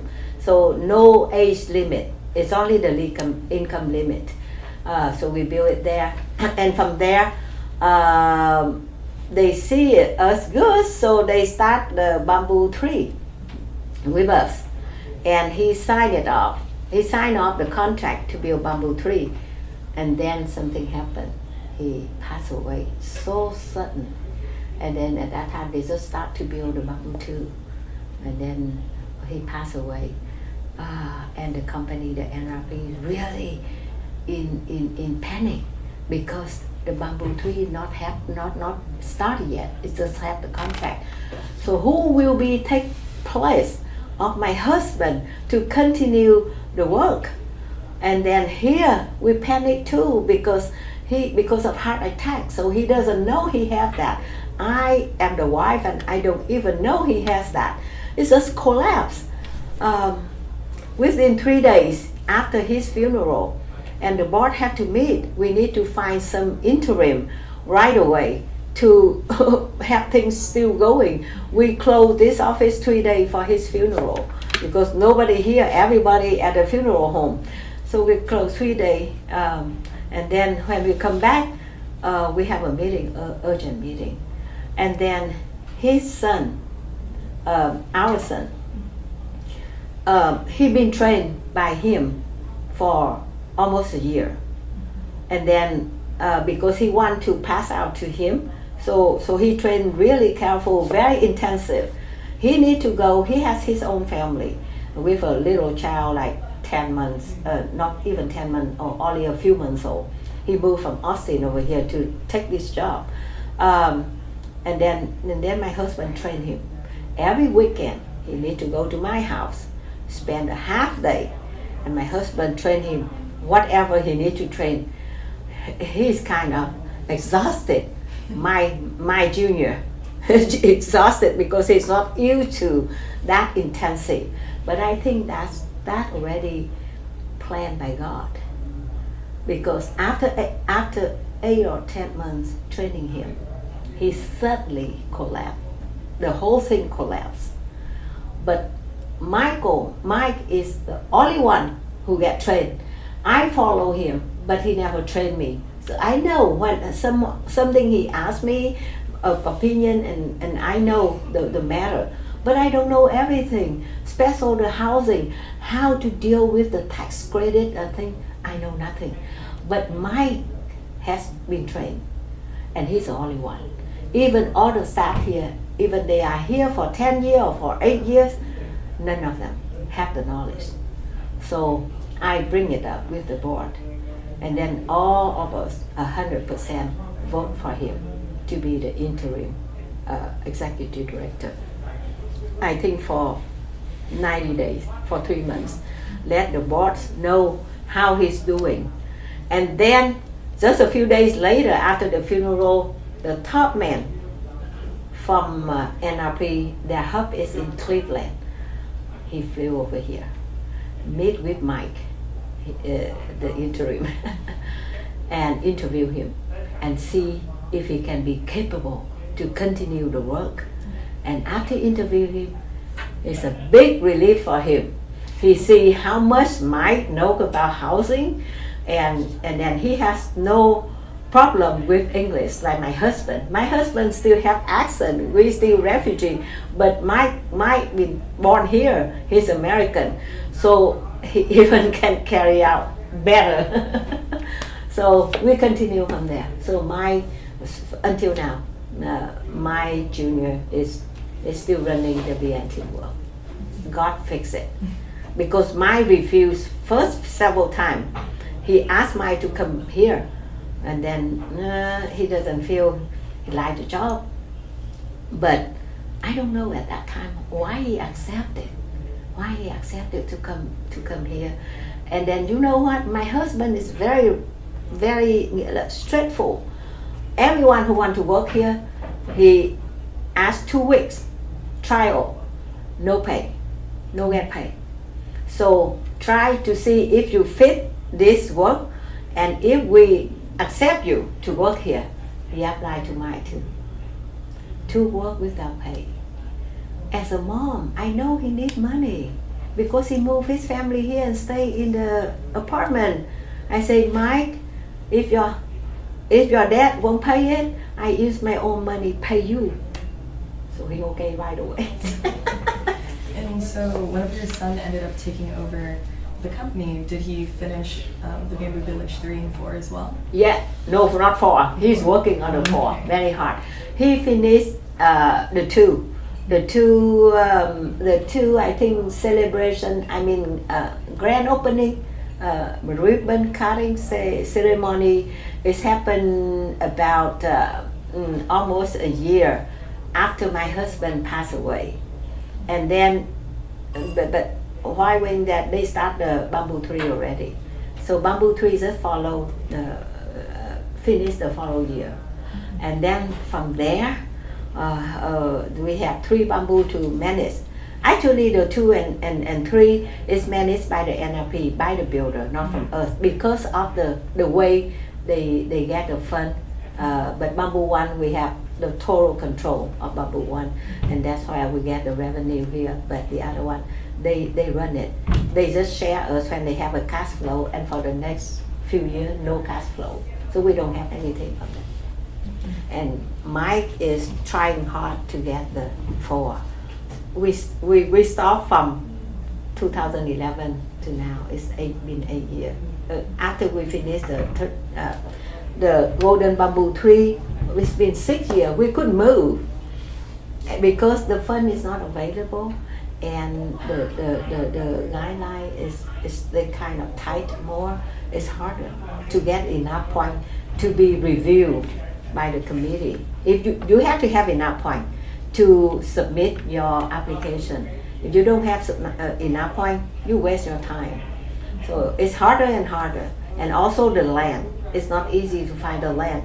When I use all my free time to look for the land, that they accept it, and somebody else already jump in and get a contract. So very hard. And do you think that you've experienced some negative reactions from the Houston community when you started developing affordable housing, or were they mostly positive? When I first do it, when we first do it, I say, oh, no way. I do have a fundraising, because the bamboo 1, the funding, they ask us, we have to come up with our own money, about $300,000. So we have to have the fundraising. And they say, I don't believe you can do it. So the fundraising, I think we got like, I can't remember how much. It's maybe 100,000 something, but a lot of criticism because they don't believe it. They say, no way you can build a village not for the Vietnamese, but it's for low-income people here. But mainly it's happened in the Vietnamese community, the heart. That location is the heart of the Vietnamese community. So we do struggle, like our own family, beside my own family, I have to put it there for people to look at it. Okay, even myself, I have to put my own money there. And then I also ask my children, hey, chip in, for the fundraising.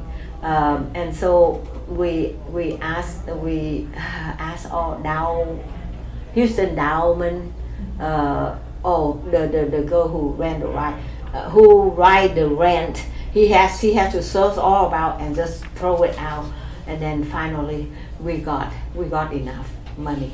That mainly from the outside of the community only about a little bit over 100,000. Yeah. And so, how have you seen the Vietnamese community in Houston change over time? I think we grow bigger and bigger, and we contribute back to the community more, because a lot of more business around. If you see on Bel Air, it's the main boulevard. The east side of the Bellway A is mainly for the Chinese. The west side of the Bellway A is almost Vietnamese, and we expanded. This location before, when we moved in 2000, it's almost empty. We are one of the few first move in, and because of the service, we draw the people in this center, and now it's all filled up. And they even go out to Dairy Ashford and Eldridge. Now they go to Eldridge, and I think soon they will pass Highway 6. So they grow, and then now nobody criticize us anymore. Now they see the effectiveness of the bamboo one, and then they don't know much about bamboo two because it's outside of the area. But they know bamboo tree, and they always say, "How come you don't build more bamboo village? Because we have to getting in line waiting list." But I say it's not that easy. There is a need, but it's not that easy to build. Yeah. So now they understand how well we are.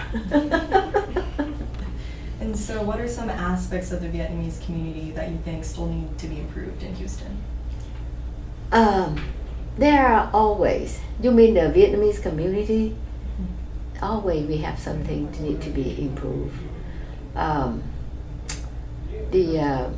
I think the morality, for the education, the younger generation, we have no problem. We have a lot of people. I can't remember the name, but the top of the high school graduation, valedictorian. Mm-hmm. Yeah, every year we have few of them, and then they are very good in GPA, more than 4, easily. So, but morally, because I still see the crimes, even within the Vietnamese community and the Vietnamese people. I don't know how to do that because I know they are in the prison, and the Buddhism and the Catholic try to get into there and then help. I know some monk, the Buddhist monk, they did go into they teach them meditation, and they do change. So, but I don't know how to campaign that to have more. But everything for the life here, every time I see a crime within the Vietnamese community and by the Vietnamese people, I feel heartbreak. But I just don't know how to improve it.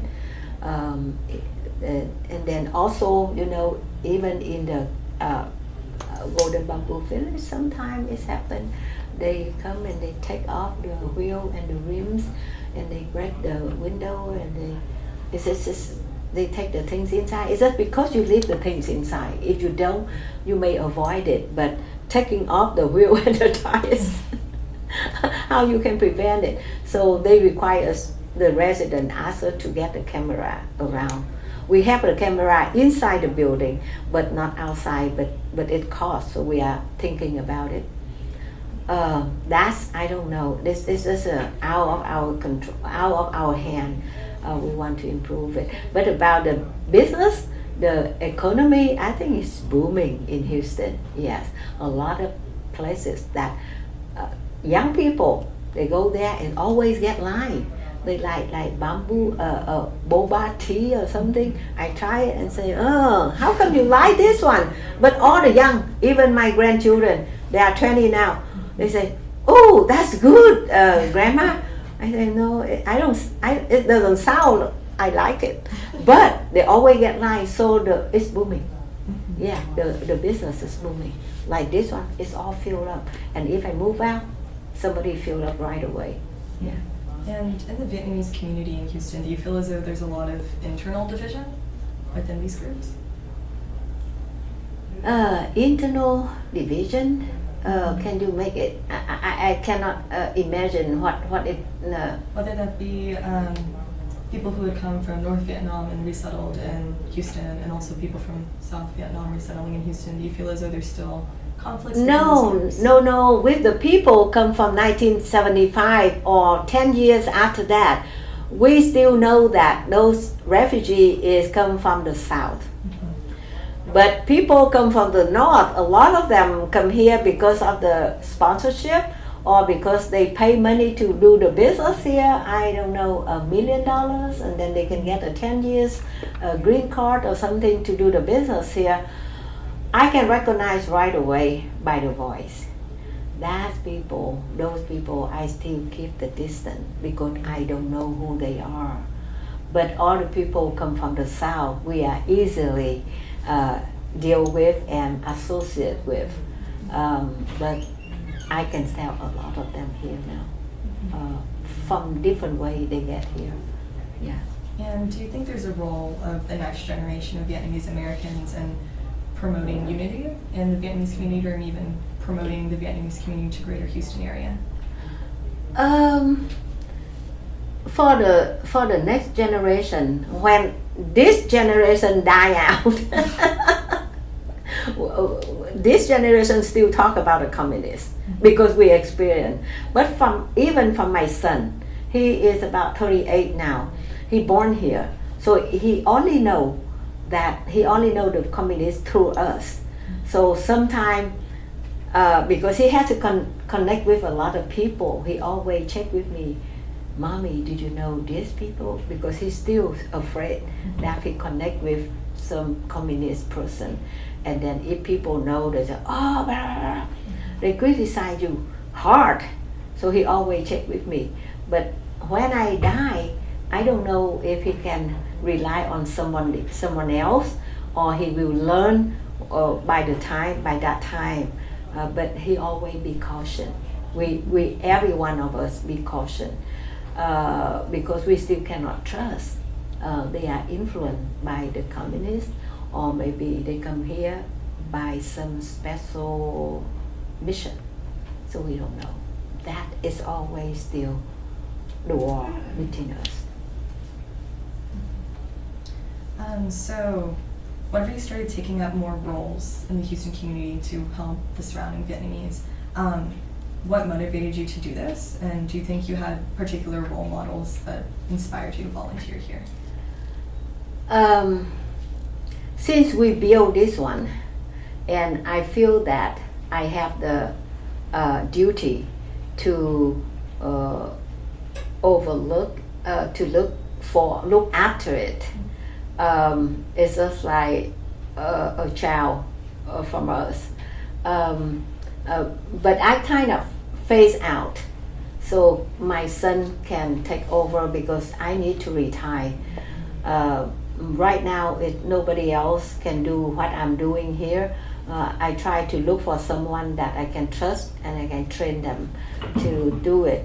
They cannot do exactly like I am because I have the pharmacy background, and then there's just a worker here. But I know times come, I will go down to the dirt. It has to be somebody else, and I kind of phase out with my age. So I don't think of more role for me. I have to phase out and build up the new one to take care, because I still want to expand the work here, the goal here. Now for that, if you talk to my son, he can talk much more because that is his goal. I'm kind of downhill. So no role model for me. Can you talk about how the Michael Calme Win Scholarship came to be, and who is eligible for the scholarship? Yeah, you know why we set it up, the scholarship? Because my husband is well known in the community. So when he passed away so sudden, everyone's shocked. He contributed too much to the community. So everyone, the parking lot is huge and it's filled up. People have to park in the church parking lot across the street. And the room, it's a big room, is always filled up with people. And they want to condolence in money. And for the first day, I didn't think of it. And then the staff here say, they donate a lot. You have to do something about it. And then we sit down, okay, what we do? So we think of to do the scholarship. So all the money we put it, and we are now on the radio that plays all the money, put it scholarship for Calme Win Scholarship. And that funeral we collect about 16,000. And that's why we decided to give out 2 scholarships, 1,000 each.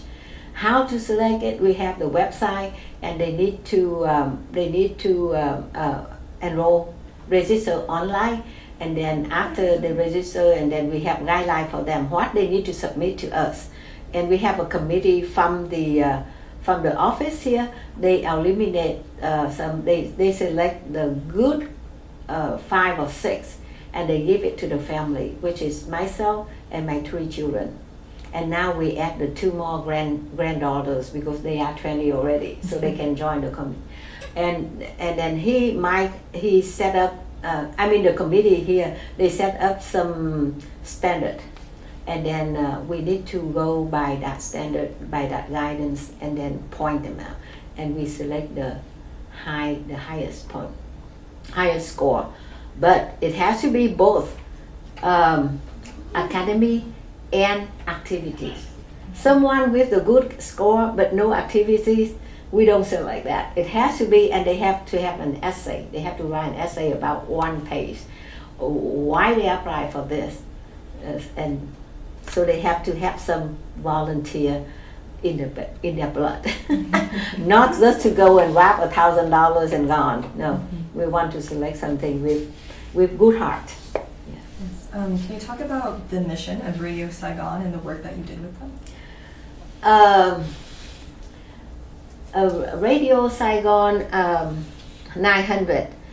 Actually, I am not almost a founder, but it's not Radio 900.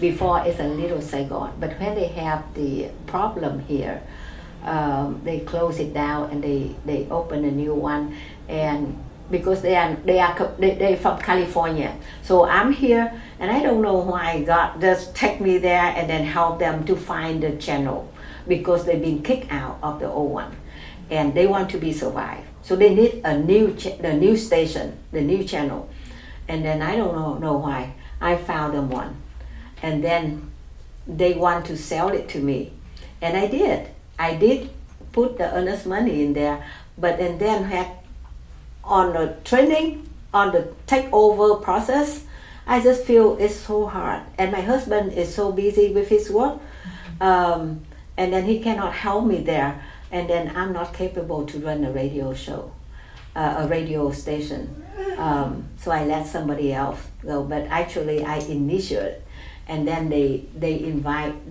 asked me to work with them. I don't get paid as I host some program, and also because VN Teamwork have the announcement every week, so we are the loyal customer. So they reserve 1 talk show, 1 hour for us every month, only once a month. That's free, and then also they ask me to talk for them, free too, 1 hour a month on the health area, in the health area, because I am in the health area. So since there, 1997, yes, long time. And so now I'm well known here because people recognize my voice. Even they don't know my face because it's not TV. I was on TV for a while, but then it required mix up and things. It's just too much, so I dropped. No more TV. I just stay with radio. It's simple. And so people, sometimes I go to store and they talk, I say, "Oh, are you Miss Nin?" I say, "Yes." "Yeah, I heard you on the radio," things like that. Yeah. And so I'm going to start asking some more general questions about your identity. Yes. So what would you consider to be your cultural identity now, and has it changed over the years? What do I consider? Your cultural identity, whether that be strictly Vietnamese or Vietnamese American or fully American? Oh, by the look, or it's a more Vietnamese. Or just how you identify? I'm a Vietnamese American. Mm-hmm. Yeah, the root is a Vietnamese. And the time I live here, the duration I live here is more than I live in South Vietnam. South Vietnam, I live only 20 years. And then here, it's already 44 years. It's double time. And, but I'm sorry, the English still not as I expected. It's just enough for me to deal with the people. And then for the life, it's more Vietnamese. So I train my children and my grandchildren the Vietnamese way. Actually, grandchildren don't live with me. They live with their parents, so they are much more Americanized. But when they are with me, I try to teach them the Vietnamese way. Just like when they see even the 2, 3, 4 years old now, when they see the older people, I ask them to do like this, bow. Yes, so I like to do it that way. But they say they stay with their parents, so their parent is very Americanized. The way they talk to me is Americanized. That I never talk to my parents that way.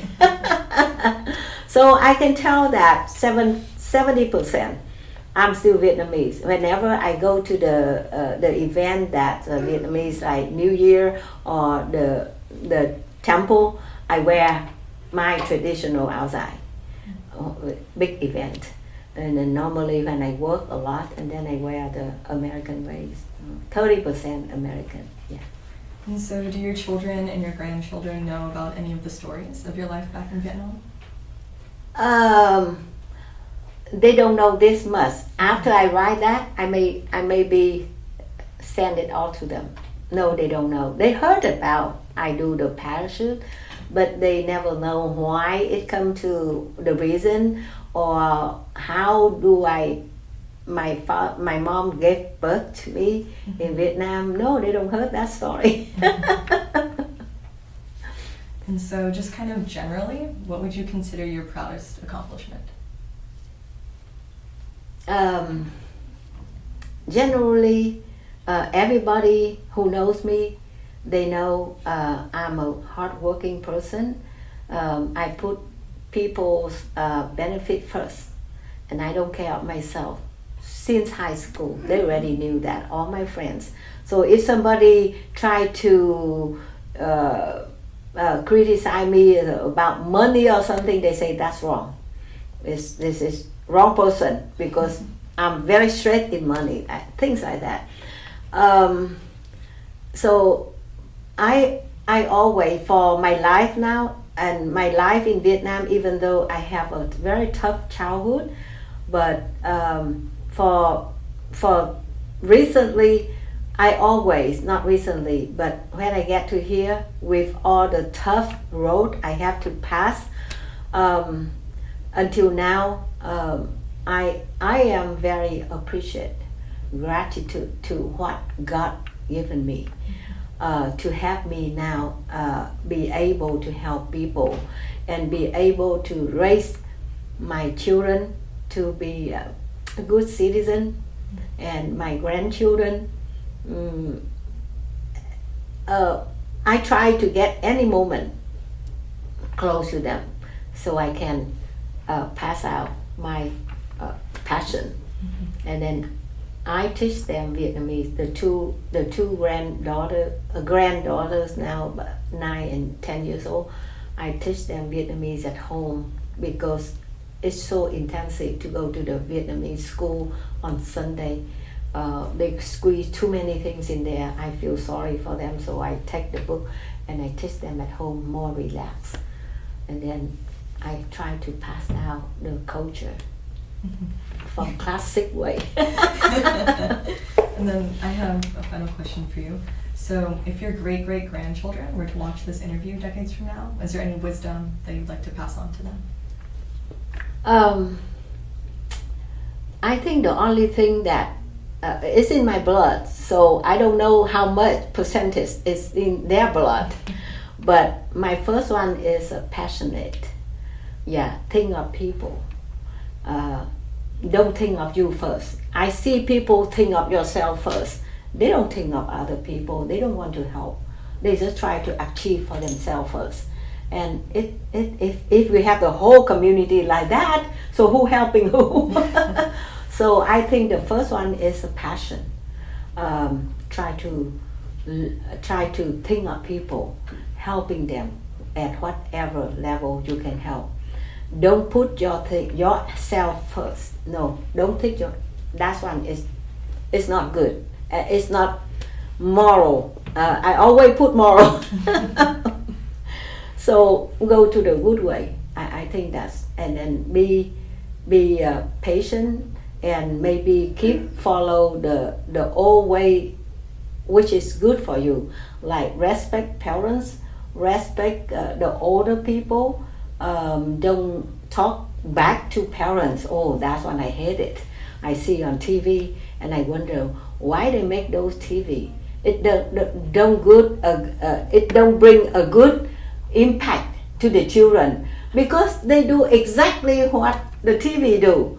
Yeah. So I say that never talk back to your parents. Just like I don't want my children talk back to me. Sometimes they do. But for the grandchildren, I told them, be nice and think of people first. Yeah. I think that's will number one. As soon as they can do it, it will lead to everything else. Yeah. And do you have any more questions? Yeah. So earlier this year, news broke about some Vietnamese refugees being at risk for deportation. Was that an issue that the Vietnamese community in Houston had to deal with? I think it's some of them. It's not a lot, and I think because they did something wrong, they commit some crimes, and it's only the family can help. They do pass around some petition, but I don't know how much people in the community respond to that, because the thing is that that person already commit crime. But I also have some relationship with the monk who get into the jail and talk to them. Those people, they do regret what they do, so they deserve. If they regret what they did, and now they want to improve themselves and they want to be a good person, I think those people, really those people, not pretending, they deserve a second chance to build back their life. And the way the Buddhist monk help them, I think that is really good, and I hope that we have more monk, more father from the Catholic look at that field and get into that and help those. Yeah, even though if they have to be deported back to Vietnam, I don't know if they get any danger from the communists or not. But at least they become a good person already. Yeah, it's just too unfortunate that they cannot stay here. But if they ask for petition, I even have to look at the individual, not just close my eye. Oh, petition, sign it. And that's a lot of petition around, so I always have to look at and weight it. And if it's really good for us to do it. And then if it's a good case, I'm willing to do it. But if not a good case, not strong enough, and it's just because people sign it, and then I may have to think twice. So you're a very outgoing person. You laugh a lot, smile a lot. How do you think you've overcome all of this hardship in your life? And with other Vietnamese refugees, do you talk to each other about those times, or how do you cope with them? Oh, yes. They still only elderly people, and those people, they are like 80 something. I'm about close to that 80, but they always think back the time that we call the golden time. And then they still complain about what happening here. With me, because I put in front of me that I appreciate this chance, this opportunity, that I'm above a lot of people. Look at people who stay in Vietnam and live under the communist regime. They don't have enough food to eat, and the kids cannot go to school. Look at that. And here we have everything. So when people complain about here, I say, in my mind, I cannot say, I say, why you come here and live here? Don't complain. You got everything here. And then when I have a talk show, I did mention about it, very, very general, that the government here they take care. Look, they take care for the Medicare people 65 and up. Before they don't have it, but now we have Medicare. They take care of everything, and the people have Medicaid. I teach them. I say, hey, you guys drive Lexus or Mercedes.